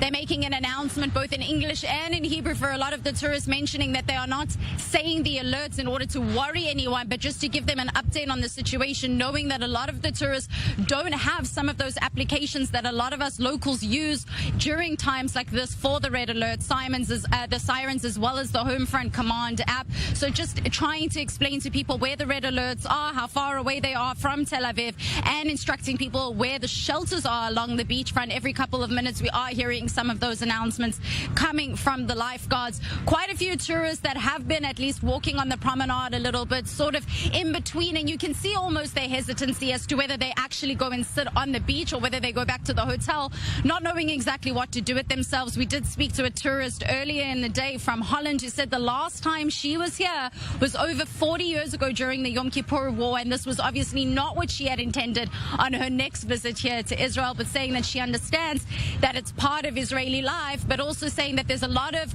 noises that give her sort of an irky feeling when it comes to listening to the sirens, or whether it's just noises that are happening on the streets around her, Albert. Great. Batya Leventhal, thank you very much for joining us. She's live at the Tayel, the boardwalk in Tel Aviv. We'll get back to her as soon as possible. I just want to bring us up to date on what's happening now. We've just gotten word that the Minister of Defense, Yoav Gallant, has submitted a request to the government for the emergency declaration for the southern part of Israel to continue.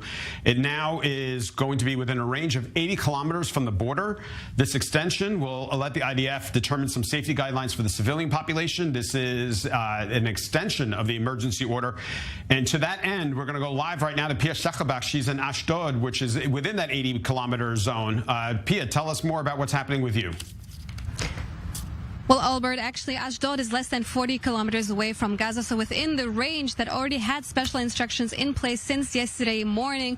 Public gatherings were restricted, as well as train services. Some roadblocks, education activities were suspended, and people were advised to stay as close as possible to their shelters, because when an alarm goes off here in Ashdod, you have about 45 seconds to run to a shelter. As you can see, we're here in a shopping mall that is relatively empty. Only the workers came here today, not all the shops open, because, as I said, people had these special instructions. But here in Ashdod, people are often targeted by these rounds of escalations between Israel and Gaza, and many people are already used to what is happening in these rounds of escalations. And we are here with one of the residents, Yonatan Kirov. I want to ask you, you grew up in Ashdod. How do you feel in those days? What do you do when an alarm goes off? Most of the homes here they have shelters. If not, there's a neighborhood shelter. When an alarm goes off, people are already trained, people are used to it. They go to the shelters. We have an excellent alarm system. Never unfunctions, none of functions, always functioning. So people are used to it. Although there is this instruction in place that people are supposed to stay as close as possible to shelters, you decided to go out. You just told me you wanted to go to the bank. What is your personal feeling? Are you scared? Are you anxious? Or do you just go by your day as if nothing was going on? No, I go my day as it is. I'm used to it. I live here since I was a kid. There's excellent defense system. The Iron Dome does its work. Also, all the shelters are open. Also, like I said, every house has a shelter.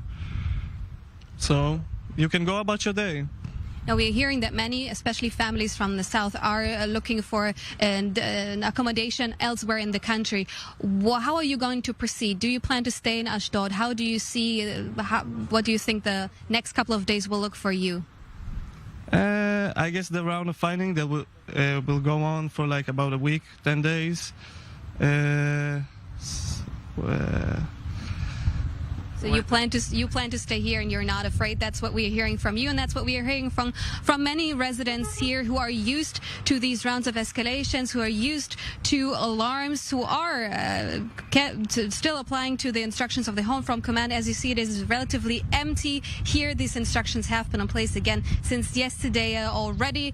The cars that you see here in this parking lot are mostly from the employees here in the shops. Many of the shops also have a safe room within the shops. There are also public shelters here, so also the customers, the very few who decided to come here today, they're in this time frame of 45 seconds. They will be able to go to public shelters in the time. But we also spoke to some of the employees here who said that especially yesterday evening there was no one here, as people were of course expecting that reaction from Gaza. There was a very, very tense day yesterday, also this morning, up until we saw that first round of rockets here. 8 rockets were fired here to Ashkelon. One landed in an open area very close to a hospital. So there is this form of tension, and residents here know that they are being prepared also by the Israeli army and the Home Front Command that this could lead into a multi-day campaign, and they're prepared for the next alert that could go off any second.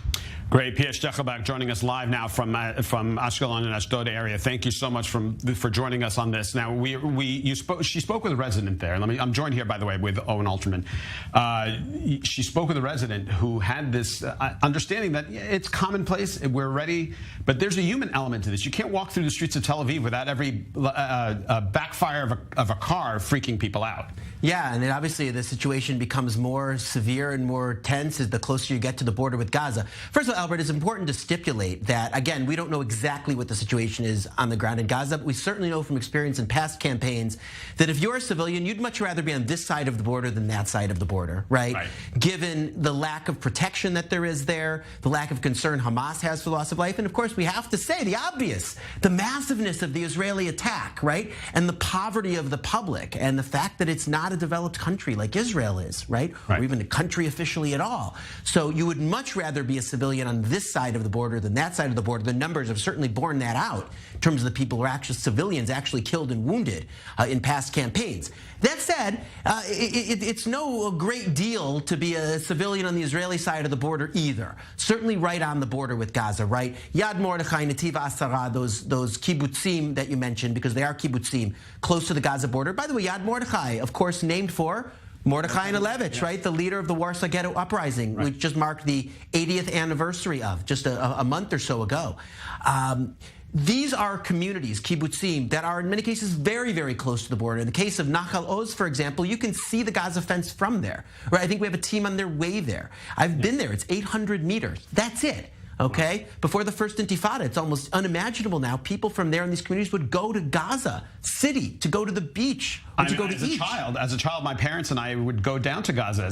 So it's not as though, it was a different world back then. It really was. But obviously, talking to today's world, these are communities where, as you mentioned, very, very, very short time to be able to go to a shelter. In many cases are, in some sense, living in the shelter in a situation like this. And you ask, why do people want to live in these places? But then you go there and you understand it quite well. These are lovely places, wonderful communities, wonderful homes, beautiful areas, and these are places that have a high standard of living. You're looking at live pictures. This is Gaza City. These are our cameras, I-24 cameras in Gaza that are taking a shot. Now you'll see there's a plume of smoke. Apparently the IDF continues to say that they have struck some mortar launching positions that belong to the Islamic Jihad throughout the Gaza Strip, and the IDF goes on to say that they'll continue to act in order to preserve the safety of the residents of the state of Israel. So just to keep our viewers up to date now, we are just after 2 hours worth of barrages back and forth. Some 300 rockets have been fired towards Israel from Gaza, 300 of them. And now the sirens continue to go off. We had another siren about 5 minutes ago. And in the southern part of Israel, we're now going to go live to Pierre Kloschlander. He's at the Israeli-Gaza border right now. Pierre, go ahead. Well, the last alert was at 4:36 p.m., which is about 15 minutes ago, and it was trying to hit villages on the northern tip of the Gaza border in this direction. Here it's pretty quiet at this moment. There's been some sort of a lull after that intense rocket fire of the first 1.5 hours, which basically covered not only the villages and towns around the Gaza Strip, but also the central part of the country, with Tel Aviv as the golden price for the Palestinian factions. As you said, the Israeli army is still operating into the Gaza Strip. We hear from time to time the roar of choppers that are aiming at mortar and rocket position. We know from the IDF that over 40 rocket and mortar launchers have been neutralized. We hear from the Palestinian Ministry of Health in Gaza that over 20 people were killed in Israeli military activities, tens of wounded. Here on the Israeli side, you said over 300 rockets were launched toward Israeli territory, but something like 130 were intercepted. A lot fell into open space, also inside the Gaza Strip, and as far as I know, 3 or 4 were direct hits on unoccupied places, such as a house in Sderot or a kindergarten in one of the community villages around the Gaza Strip, and that's about what's happening right now. Great. Pierre, thank you very much for joining us. While I have you on, I just want to let you know the IDF just sent out a small statement that combat helicopters were the ones that attacked a military position belonging to the Islamic Jihad. At the same time, some jet fights, as you see here, another plume of smoke. So that both the jet fighters and the firefight and the helicopters have been dropping and attacking. Let me go to Owen Alterman for 1 second here. Let me talk to you about of course, is the I word, Iran. They are, from what we know, they're directing. They're calling the shots. They've got their puppet strings. This is all from them. It's from them. Is it all from them? I think they're a question mark. Hamas existed before having Iranian support. I think it would exist even after having Iranian support. It has its own motives. It has its own goals. It has its own drivers. It is part of the Israeli-Palestinian conflict in a way that Iran is not, much as Iran is trying to muscle its way in. It is not, in principle, part of the Israeli-Palestinian conflict, again, which gives hope for an Israeli-Iranian reconciliation, of course, over the course of time in a way that's much more straightforward than in the Israeli-Palestinian conflict. But obviously, Iran plays a role in funding groups that surround Israel. It has been said that Iran is playing a role in coordinating the workings of these groups around Israel, right? Again, pointing to that statement from the Gazan factions, right? All parts of the front are united. That's a reference to this. That's a reference to what we saw in 2021, in May of 2021, just about 2 years ago exactly, right? The unity of events in Jerusalem, in mixed Arab-Jewish cities inside Israel, in the Gaza Strip, potentially also could impact the West Bank and Lebanon, as we saw those rockets coming from there a month ago. So again, the idea is Iran is a kind of hidden hand here. Even were Iran not doing that, and of course in some groups like Hezbollah, of course Iran plays an oversized role, right? Does Iran play that kind of role in Hamas? A question mark, maybe in Islamic Jihad more so. But at any rate, obviously Iran is very important, but Iran is a problem for Israel, irrespective of rockets of Hamas, and rockets from Hamas or from Islamic Jihad we should focus on are a problem irrespective of Iran. Yeah, but these missiles, these rockets come from someplace. You're not going to Home Depot to go buy yourself rockets. Well, a lot of them, as I understand, are actually built in Gaza, but you're right. The money has to come from someplace, and the training has to come from someplace, and certainly that's been supplied from Iran, and certainly finding a way to change Iran's incentives and change Iran's policy from Israel's perspective, and not only Israel's perspective, God willing, change Iran's regime. Right. Obviously, Albert, would greatly help Israel's security situation.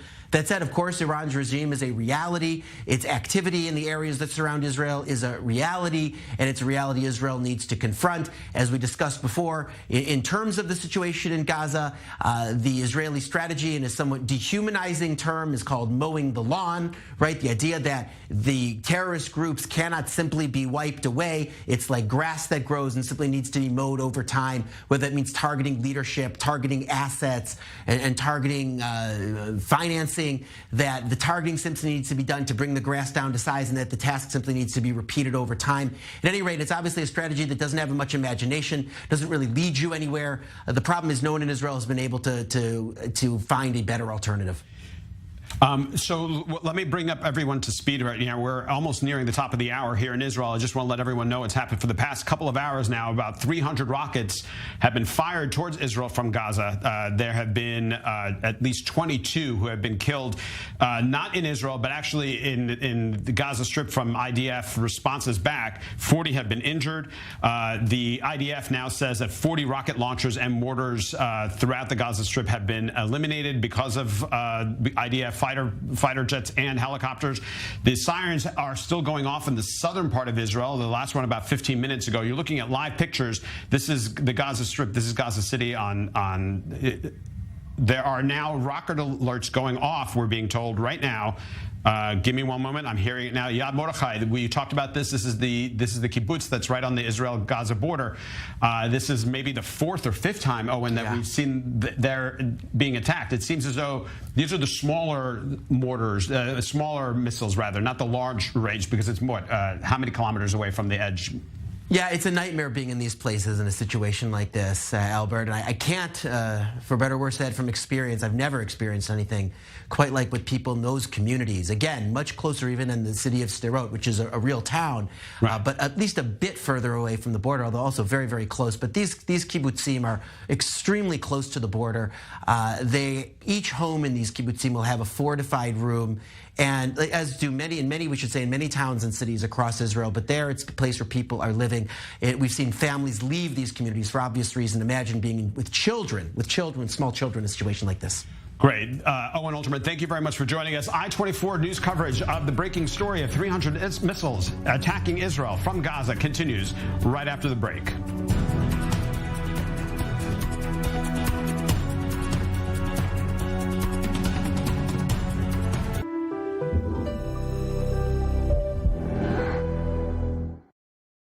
By midnight tonight, thieves will have stolen 2,400 vehicles.